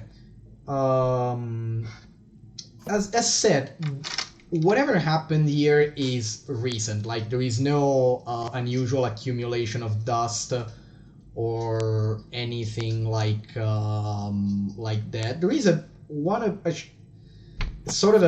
drawer that is slightly off place, like presumably as if someone bumped on it while moving. There are two doors unmarked, a little bit further down the corridor. And of course, there is one small window on either side of the corridor in question. I call out to I call it for the gnome again. Hello. Oh, no response. I keep on searching. Okay, where do you keep on searching? You have two doors in the corridors. You have the back in the hall. You have the message room and the bathroom. I checked the bathroom. Okay. You go back. Check the I bathroom. look into the bathroom. Yeah. Smells a bit like. Do wolf smells a bit- smell? I think they do. I think they would need to be somewhat capable of hearing smells because it is militarily useful. I do think they might have a bit more muted reactions to particularly awful smells, though. Like I see the usefulness in making them able to smell, and that there is no specification that they can't. I don't see the usefulness in making them overly sensitive, so I think yes. Tell me if that makes sense for you. I would say yes. I guess. I'll think about it. So anyway, Because there is I look in the bathroom. I mean, imagine if there's a lot of cases in which I don't know, poison gas, the presence of substances or creatures, especially if they're fighting in mixed group with humans, like there is a use in making them able to smell somehow. I think that would make sense. Okay. Okay. Yeah, I'm gonna like take a look in the bathroom. Do I see anything? The bathroom seems, yeah, unremarkable. Probably is, yeah, unremarkable and seemingly untouched. Yeah. I wonder if I could roll investigation or perception to see if I see anything odd during my investigation here. In the, yes, you can. Do you want to check other rooms? What other rooms do you want to check after the bathroom? Yeah, should I roll investigation or perception? Depends on what you're searching. Like, if you're analyzing the environment, is of course investigation. If you're just picking up signs of anything that moves or makes noise, it's perception. Any sign of any sign where the gnome would likely be. Oh, if you mean once again, if you mean sensorially, then it's perception. If it's like listening for him or looking... Yeah, I'm trying to like determine his location. Yeah. Okay, that would be perception. 19. Oh wow. Okay, shitty rolls on this part. You think you heard the oh wait. No. While going around, you think you okay, from the bathroom. Where's the next place you go? Before I try to follow where I'm trying to follow where I think that node would be. Okay, so yeah, it makes sense to think that given the corridor door was locked as well, and you have seen no other entrances to the messaging room, it's probably one of the two doors in the corridor. Yeah, if he's I go still over in there. the building, so you go over there, and the ladder, the door, the one that is at the end of the corridor, you seem to hear shuffling in that room. I knock. Shuffling immediately stops. Hello? I call out. Silence. Mr. Calaman? Give me a second. Still silence. If you're in there, I'm gonna open the door. You hear a whimper. Like... Okay, is the door locked? Yes. I kick it down. Let's go. You know what to do. 16. Okay, yeah, this door is less sturdy than the other one, so it just blasts open and sort of half hangs on one side. You're in the bedroom.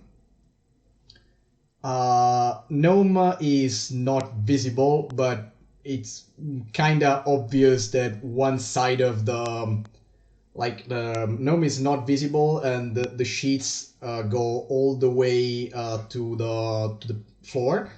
It's kind of obvious that the sheet just moved, though. Yeah, I pull the sheet off. Mr. Sorry, Coleman, I mean, it's also, there doesn't seem to be something on the bed under, like the part that touches the ground is the one that just moved. oh, I pull the sheet up. Mr. Caliban, I say, I kneel down and I look at. You're looking under the bed? Yeah, I'm gonna look under the bed. Okay, an old gnome was hiding under the bed, and it just sort of hurriedly scuttles to the opposite side and try to go. Like he emerges from the other side of the bed and sort of recoils in a corner, like no, please, leave me alone. Sorry, what? Go away, everyone, go away. I don't wanna. You kind of like cut it. What did you say? Here, anyone.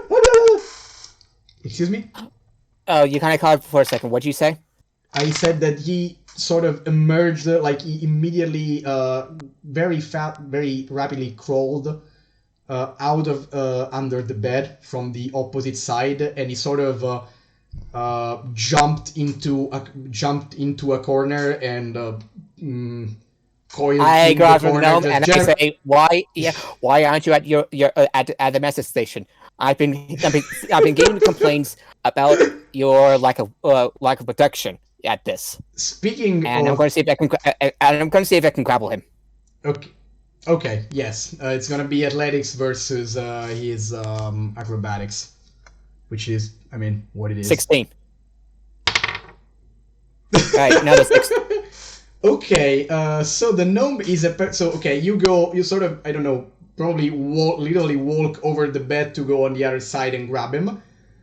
The old gnome, which rolled a natural 20, the old gnome sort of escapes and contorts so fast and nervously that he rips off half of his, rips off a considerable chunk of his old clothes and sort of, generally gets away and starts frantically running out of the door of the room. I go after the gnome. Sir, you must be at your station. Excuse me? I said, sir, why aren't you working? And I say, why? Just for fun. Can you roll me initiative? Okay. Oh my god, another natural 20. Oh my god! 11. Okay, so the old gnome just somehow catches you by surprise, and with literally 1/4 of his clothes in your metal fingers, runs outside of the door, and you hear him bumping multiple times against in the corridor, and then you hear him furiously handling the knob of some door in the main hall, presumably the big door of the presumably the bathroom door. Yeah, so he went into the bathroom. I go over Apparently. there. But he doesn't shit himself. Like you run to the bathroom, open it. Speaking about the fact that Warforged, we stated that Warforged can hear smell. The guy obviously peed himself right now. I said he hears smells. With Warforged can smells. Anyway, so yeah, you open the door. It is completely. Oh no, wait. Yeah, you open the door to the bathroom.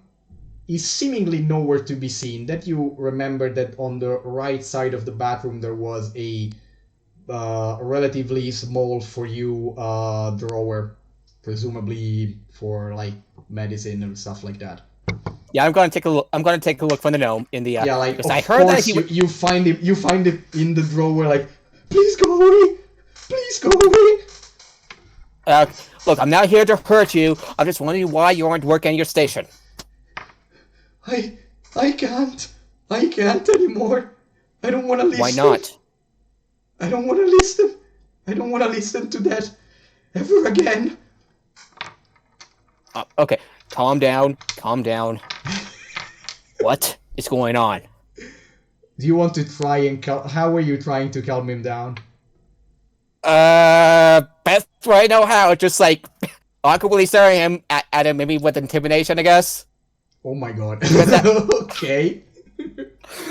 Yeah, I'm Okay, just like roll intimidation. I'm a big guy, and I'm just like big, like 3 times his size. It's gonna scare him. Roll intimidation.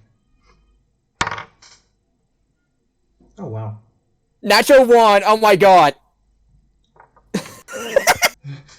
I'm not scared at you. You cannot scare me more than that.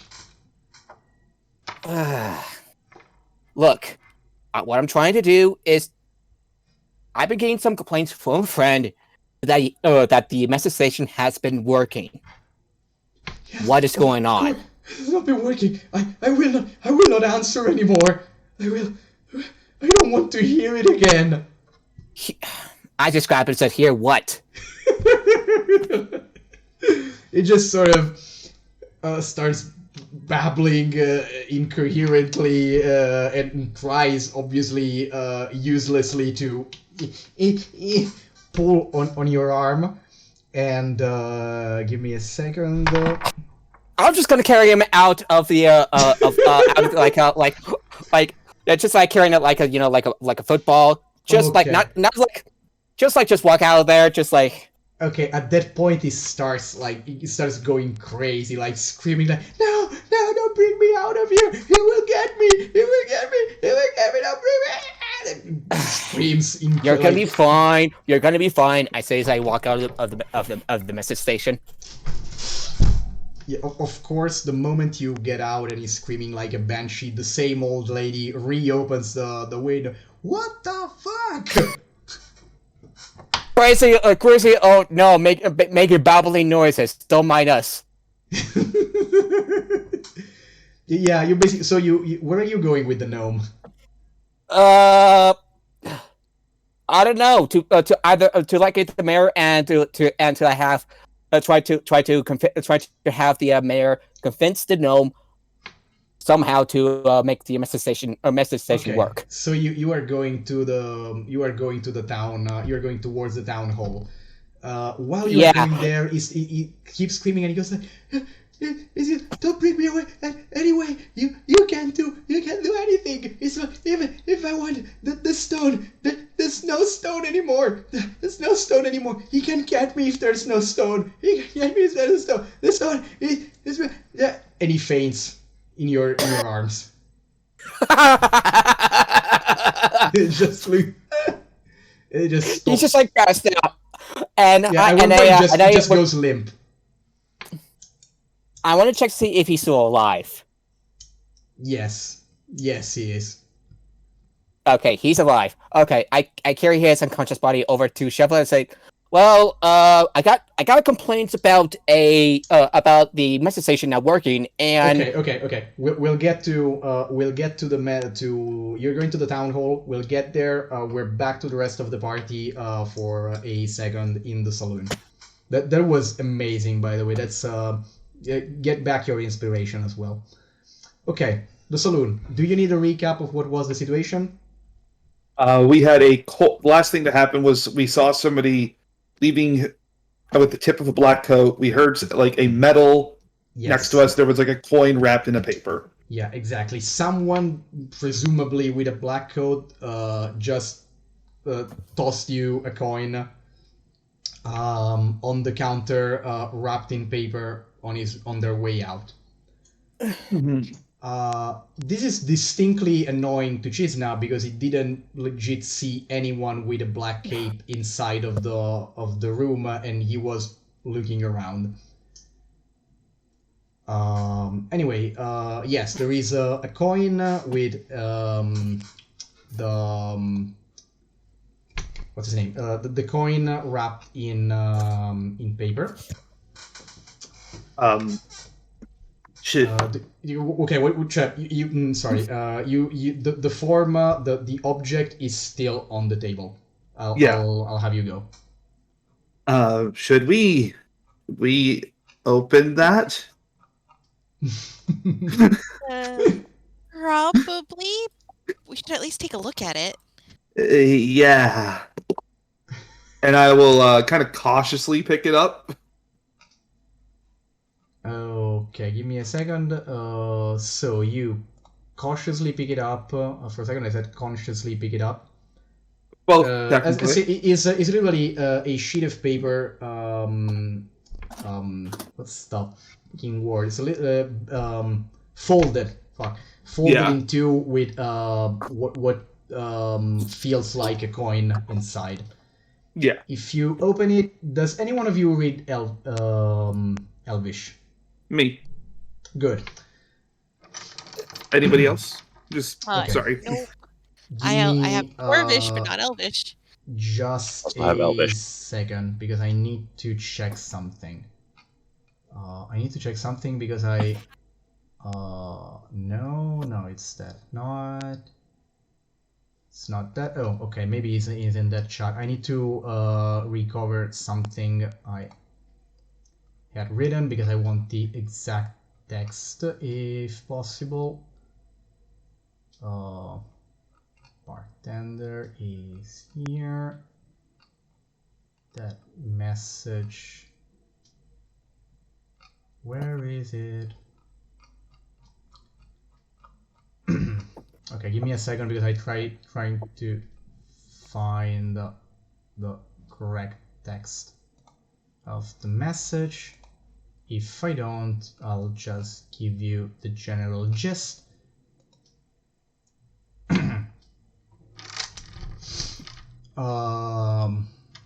But anyway, what? Right, this is quite annoying because I'm not finding the thing I need. Okay, all of that stuff. Did I write it anywhere? Okay. Anyway, the message is in Elvish, and the general gist of the message is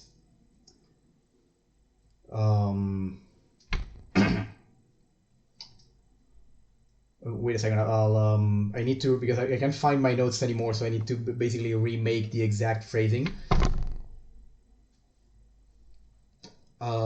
But it's something like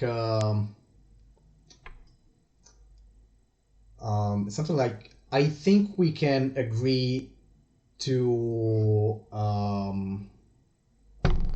I think we can agree I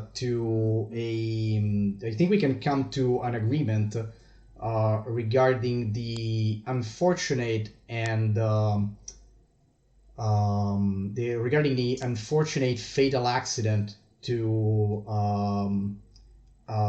our illustrious guest.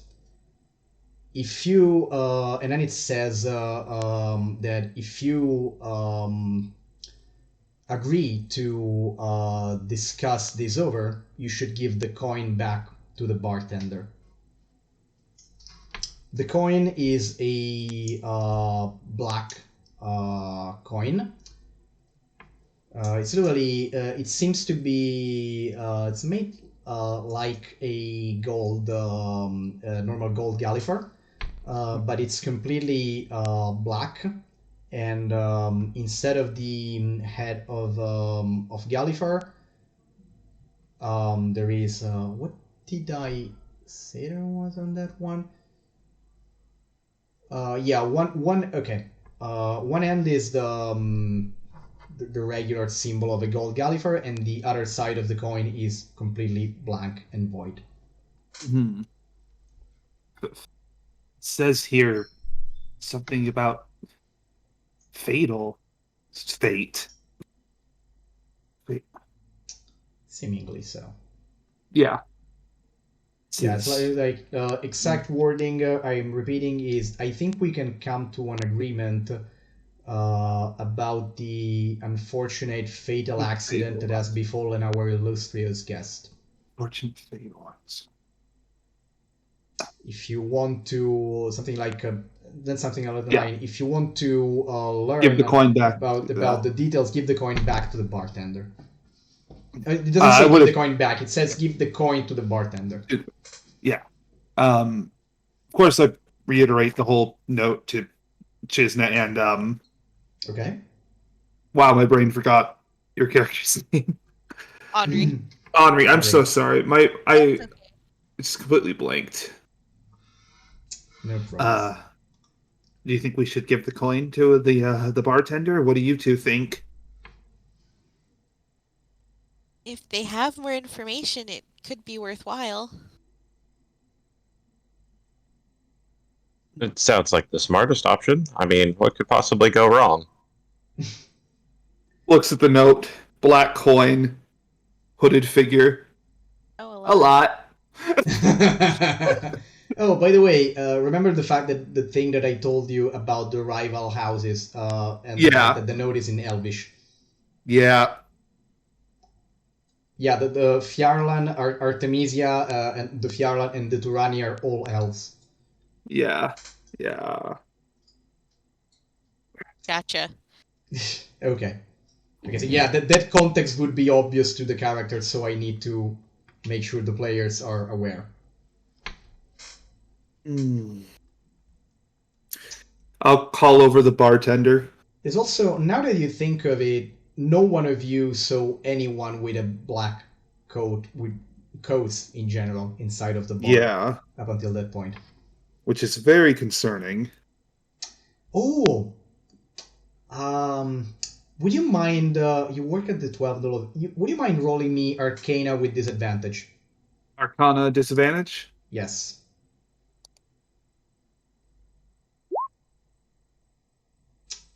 14 with disadvantage.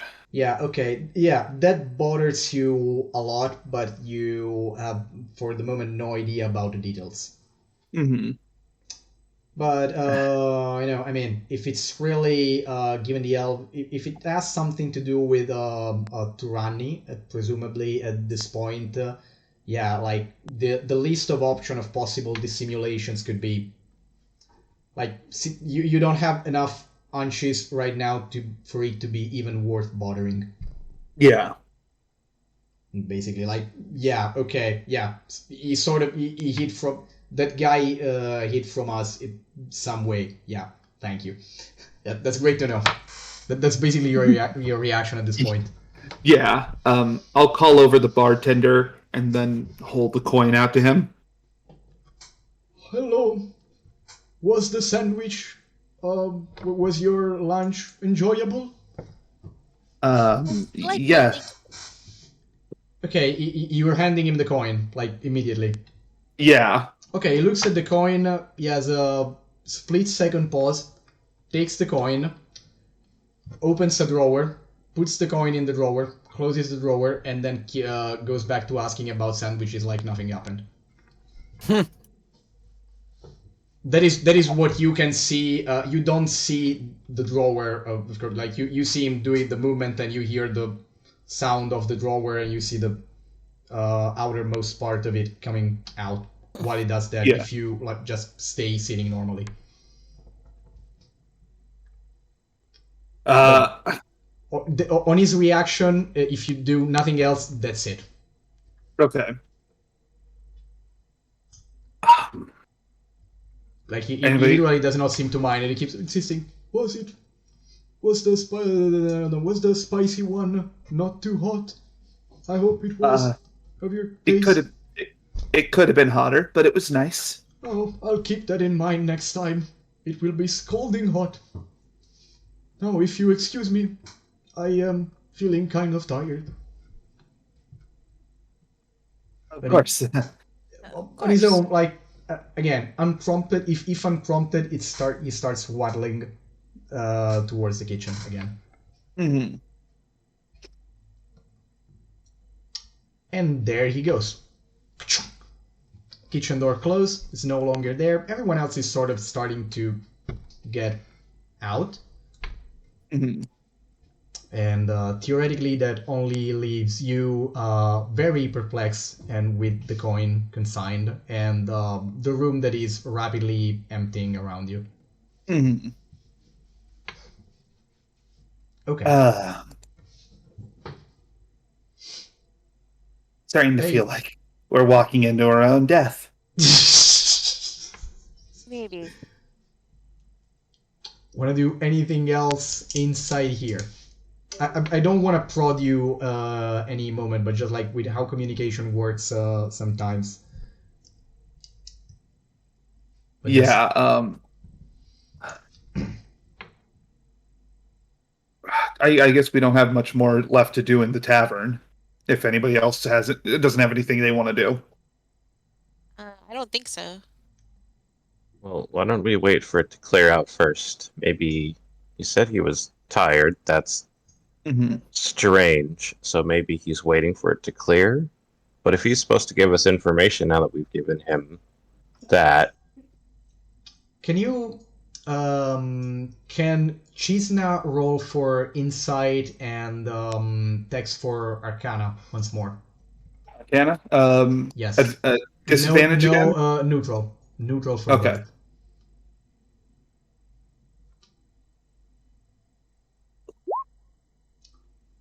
Oh man, you are not in shape today. Yeah, I rolled low on that one. Oof. Okay, Chisna. You notice two things. Okay, speaking of his mention of being tired, probably the guy is just fucking very old. I mean, that there is that possibility. That seemed like a casual remark, and of him being genuinely tired and sleepy, most likely. But also, the moment he took the coin, he had like that brief pause. There was something slightly weird with his eyes. It was, I mean, of course, being very old and all of that, he was kind of, his general gaze was kind of glazed over already. But for a moment, it went even more sort of vitreous and then came back to, like, it was fleeting, but you had that distinct impression. Do you have Arcana as well? I'm not trained in it. Okay, no, okay, so that is as far as you go. I would have actually, no, actually, it could make sense even for Anri to have the same check, either Arcana or Insight. I'll do insight. Okay. Yeah, sorry, I wouldn't. There we go. Oh, Nice. yes. You Nice. you noticed it. You are even more sure of the same thing. And it's sort of like the movement to put the coin in the drawer was incredibly automatic, and like Gotcha. you are not versed in the details of the like you're not versed in arcane science or tech beyond what is useful for your housework. But like the distinct impression is okay. During that brief moment, that guy sure didn't seem to be fully in himself. Okay. So like okay. To be more precise, you think that if you would have asked him about the coin, there's a very high likelihood that he would not have acknowledged that he just took it. Okay. Like you get the sense that if you ask it, sorry, what are you doing with that coin? He would have just looked, what coin, lady? Toss a coin to your witcher. Exactly. Oh, valley of plenty. Okay, so the fun thing is that the two untrained in arcane science picked up on this fact, and the wizard is like, huh? Just nervous. Yeah, exactly. Dex is highly paranoid, judgment clouded. But yeah, all of you have but the two of you have that distinct impression, while Tex is just looking baffled. He didn't quite seem himself there, did he? Something definitely seemed off. Oh, I didn't notice. Well, at this point, at this point, with this observation from the other two, you can probably think to the working of some form of some particular form of enchantment. Probably, like first hypothesis would be you do know that there are some forms of very simple hypnosis that can presumably get someone to do one specific very simple action in reaction to a very simple stimulus. Like nothing major, but yeah, it could be subtle enough enchantment on the person, and he could do whatever he did with that coin without sort of basically never realizing that he's been conditioned into doing that. So it's not like now that they told you about that, you instinctively are even more sure that the bartender is not consciously aware of whatever that is. How did him? I mean, you still don't know how him taking the coin communicates to whoever these guys are that you accepted the offer. As I mean, if you don't do anything, any more researches, you have no idea how that would work. As of now, Is there? Theoretically, at this point, there is no one anymore in the bar except one warforged that is silently cleaning the tables behind you. Okay. There you go. I don't know if it's worth waiting here, but I don't know where else we'd go either. Hard to say. So we could go check up on Stone. That's true. It's a direction to go, at least. Yeah, that Just might be a direction. Keep an eye on your backs. Yep, that seems like sound advice. Oh, excuse me? Oh, it was... No, you're fine. Okay.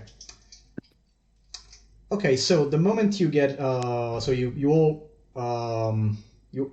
the freak, you all, stand up. Fuck, words today. You all stand up and get out.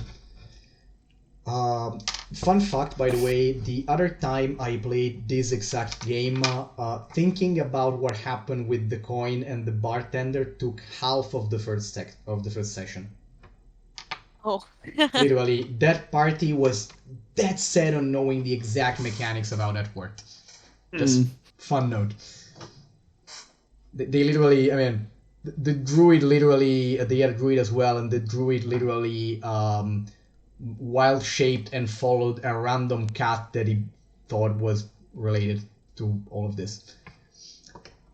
And he ended up having a random conversation with a cat. Fun times. Anyway, you get outside the crowd, crowd, like 20 people are starting to disperse, and you get out in the square, and the first thing you immediately notice is Stone walking towards town hall with the limp figure of a gnome under his in his right arm. He literally seems to have, from your perspective, he's carrying a dead or unconscious gnome, and he's just casually strolling towards town hall. Did you murder someone? No, he's passed out. See?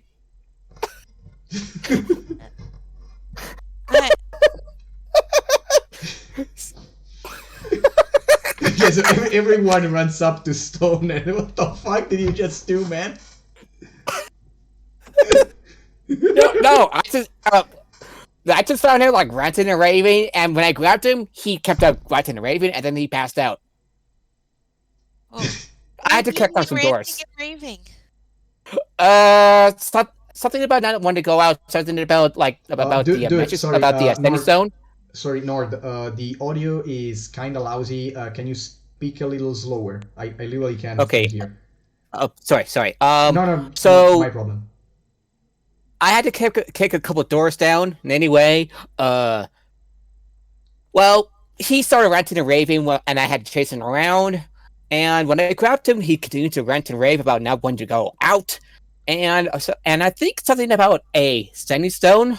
or maybe just a stone, and then he passed out while yeah, you would know that the sending stone is a literal round stone with sort of general civis machinery, arcane machinery yeah. apparatus, and is used to. It's literally a bigger version of a speaking stone that can go very long distances and connect to all other speaking stones in the network if you know the number. So it's literally Yeah. like a round piece of crystal-like stone that is operated by a Civis air to Yeah. cast sending over extremely long distances. Yeah, I'm not good with handling these kind of things, so I'm gonna send the gnome to my friend Shovel, see if he could basically find out what is up with the gnome. I think the gnome is it's just lost his mind, but yeah, he just I don't know, he just lost his mind. I'm just gonna bring it over to the mayor and see if he could deal with it. You're going to tell him you broke into the. Please go Yes, on. I think you just scared him, honestly. Well, he wasn't doing his job, and maybe the mayor would like to find out. I think the mayor may already know. Speaking of the mayor, there is a balcony over the entrance of town hall, and you hear a slight wood creaking sound, and the mayor leans over and looks at you. In the name of gods known and unknown, what is happening right now? I had to go inside the place, and Yeah. I'm gonna come inside and quick, please. And just balls I have a lot to explain. So to the inside, So- and the doors, Wand and Step come and open the doors for you. Wand does very clearly one hand on the ready and looks very suspicious of both of you, but Step just shakes her head and tells you to hurry towards the mayor's office, and both of them follow you up there. well, I found this gnome ranting and raving when I got inside his place. That Well- gnome is the one operator of our message station. Yes, and he wasn't working. I want to find out why. Yeah, well, I'm all for workers' ethics, as you know, but doesn't that seem... I mean, did you knock him out? No, he passed out he while I was alive? carrying him. Is he injured? I look at him. He doesn't look injured. Yeah, it looks very pale and smells slightly of urine, and has a part of his clothes missing, but doesn't look physically... He slipped out. He slipped out. When I tried to grab it the first time, he slipped out and lost part of his clothes. At one point, Honest. after the third whiff of the general odor, Shovel stands up and said, "Yeah, can we talk this outside of the office? Like, I really don't want to spend a week cleaning, thank you." I'll, And it just gets out of the office. I'll try to save what little bit of the gnome's dignity's left and clean him up with my prestidigitation. Okay. I'm still crying to know while you cast precipitation on him. Okay, but by the He's way, like, by the way, given the commotion, just Velox casually followed you in, and he was obviously sort of sniffing and checking the gnome, probably nibbling at the sleeves a little bit. Oh no. Just gonna let that happen though. 'cause I keep the unconscious gnome away from the raptor. No, this is not for you to eat. Yeah, I mean, it's unlikely that he wants to eat him, given his literally be raised to as a mount for small people, but probably wouldn't mind just nibbling or playing with the guy, especially since Velox seems unsure whether the thing is alive or dead, honestly. And, yeah, anyway, it's sort of okay. He lets himself be oh man, I keep up with come up with a French word. He lets himself be distanced by the unconscious gnome, and the conversation moves to the hall. and you see like well, okay, yes, like Shovel legit pulls out a fan from inside his jacket.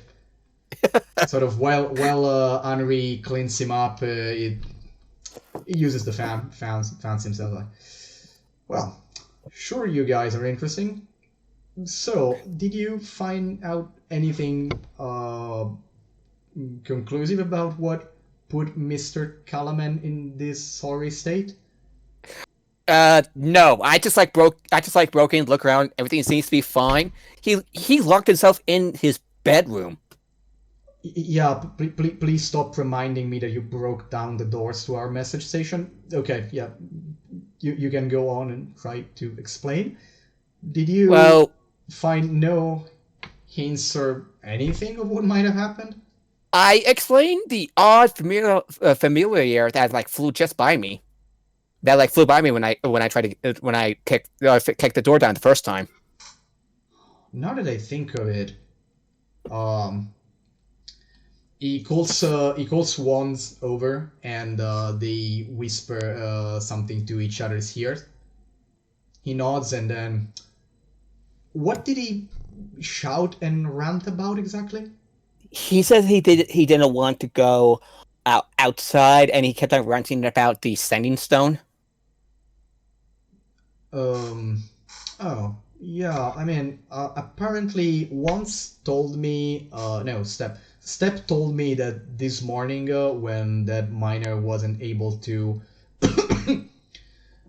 speak with, the miner wasn't able to access the office, they tried once to, contact him. We actually have, and he pulls one out of the pocket, we actually have, our own speaking stones, our own, sorry, sending stones. These are the normal regular version, the ones that they are paired with one another. Yeah. We have actually our own sets of speaking stones to communicate with Mr. Calaman for ease of logistics. We even we even got a good subscription on that, but I'm rambling. Yeah, anyway, we tried to contact him with our speaking stones when hearing of the complaint, and uh, he just answered once to Step, shouting something about not wanting to hear anymore, and yeah, all other attempts were. We sort of get the sense that he might have broken the smallest speaking stones that he had. Oh my. The Oh, ones for that are the love connected with us. of. So if he told you that, we didn't kick down the door. And Yeah. Sorry about the you sort mess. of get the Door. sense that what he is letting hang there. It was kind of convenient that this morning the station was not working, and so we just postponed postponed it. But we didn't kick down the door. But yeah, this seems to all but confirm that the speaking stone is actually damaged and inoperable. That is a whole separate and complicated problem. Could it be fixed? Depends on the damage. You might have to ask him. I am not an expert on this kind of things. All right. If he wakes up, you have to ask him. But all right. Depends. I seriously don't know if major speaking stones are fixable. All right. Could I wake up the gnome? Yeah, you can. Any of you can try. You can tell me what methods you would use in order to do that. I'm gonna let someone else take care of the gnome because Good call. Because I'm gonna let one. I'm not gonna be good with social interactions. Good call. Anyone else? I'll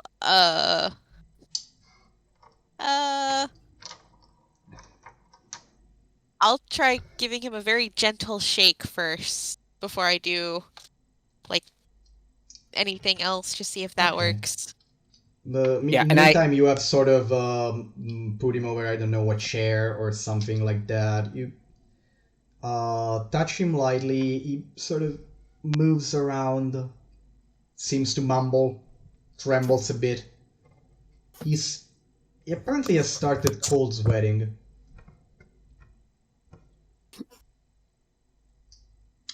But he's not immediately responsive to just the light touch. I'll shake him a little harder and just be like, sir, could Okay. you wake up? We'd like to speak with you. Will you be needing to go a bit earlier as last time? Yes. Okay, so okay, I'll try to wrap this part up real quick. Okay, so he sort of opens his eyes a little bit, and of course his immediate first instinct is to try and jump back, but he's literally exhausted, so he sort of collapses back on the chair and goes, "Leave me alone."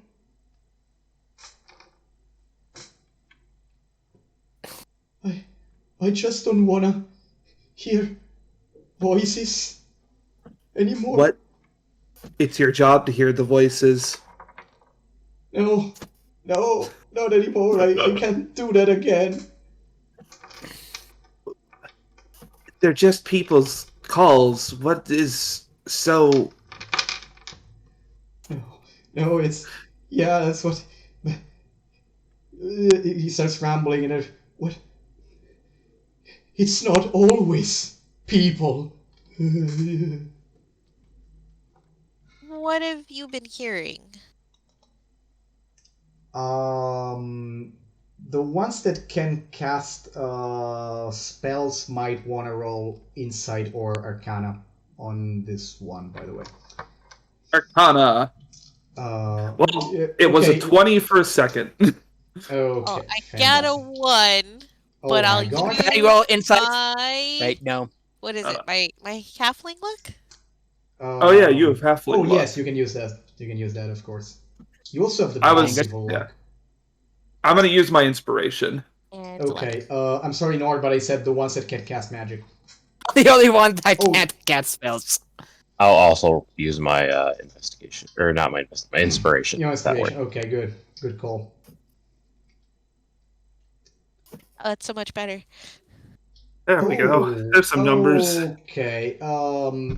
Dex and Chisna look at each other and sort of yeah, I smell this guy seems to be literally unnaturally frightened of something.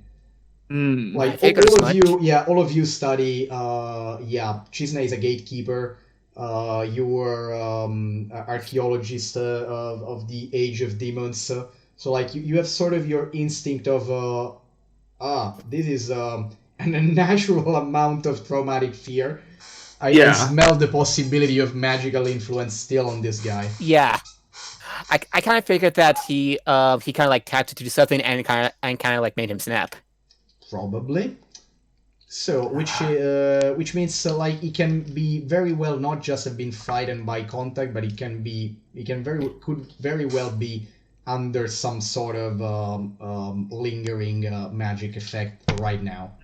Yeah. Ugh, shit. If you want to, of course, if you have any means to verify or possibly remedy that. I can cast detect magic at least. Okay. I'm going to. Oh. We getting flavor. So I actually have a special ability for casting a ritual spell once per day. Oh. Ooh. It takes 10 minutes to do that. Okay, but Not for me the first time. Oh, cool. Okay, so how does that happen?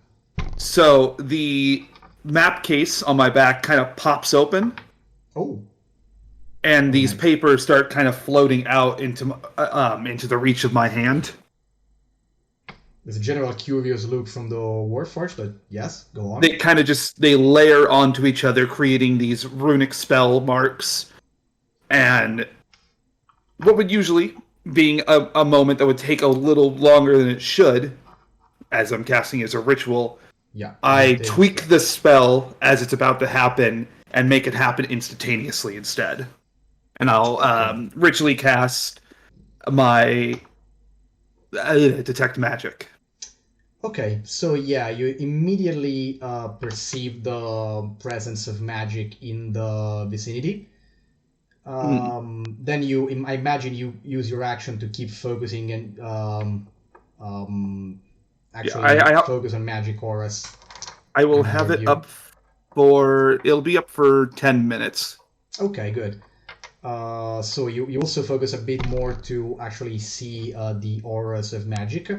There is Yeah. you are for a brief second you are distracted by the three local Warforged and you look at them and yeah the pin the mayor's badge has a faint aberration aura, and of course Mhm. Wands is carrying probably you see a couple of auras. She's carrying at least 3 active wands, Mhm. plus possibly one in the arm, in the arm. So it's a couple of evocation, one aberration, and one conjuring, Mhm. conjuration. Curiously enough. Oh. And yeah, the Interesting. other were forged steps as some sort of faint aberration on their cape as well. Mhm. But after checking that, because that was distracting, you go back to the gnome. There's an aura of enchantment magic, but okay, like feeling that is enchantment, you sort of get it by the general feel, general effect, because this aura is, for lack of a better word, fucked up. It's kind of Yeah. it's not incredibly strong, but this is not conventional Siberian magic, as in magic from Siberis that uses the regular arcane weave that usually academics wizard use.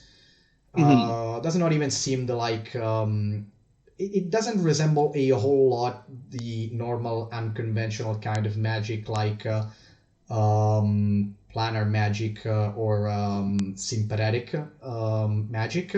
Can you roll me Arcana? Yes, I can. Okay. 15. There we go. Okay.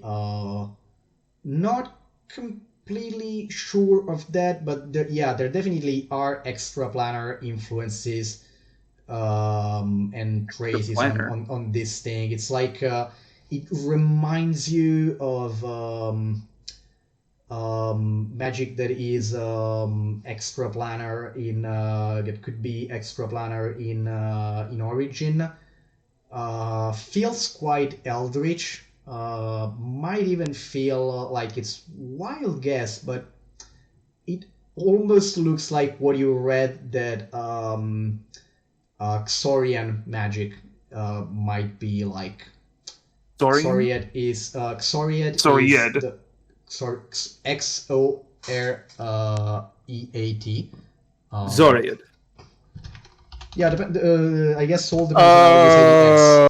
I say Xoriat, but I'm Italian, so that's the influence. Yeah. Uh, I'm gonna keep saying Xoriat, but You're in fine. general is normal people colloquially know it as the plane of madness. Ah. Uh. Um. Which is So, like, okay, you are not 100% sure. It's yeah. like, okay, literally the level of impression is and I'll give this because it's an appropriate example.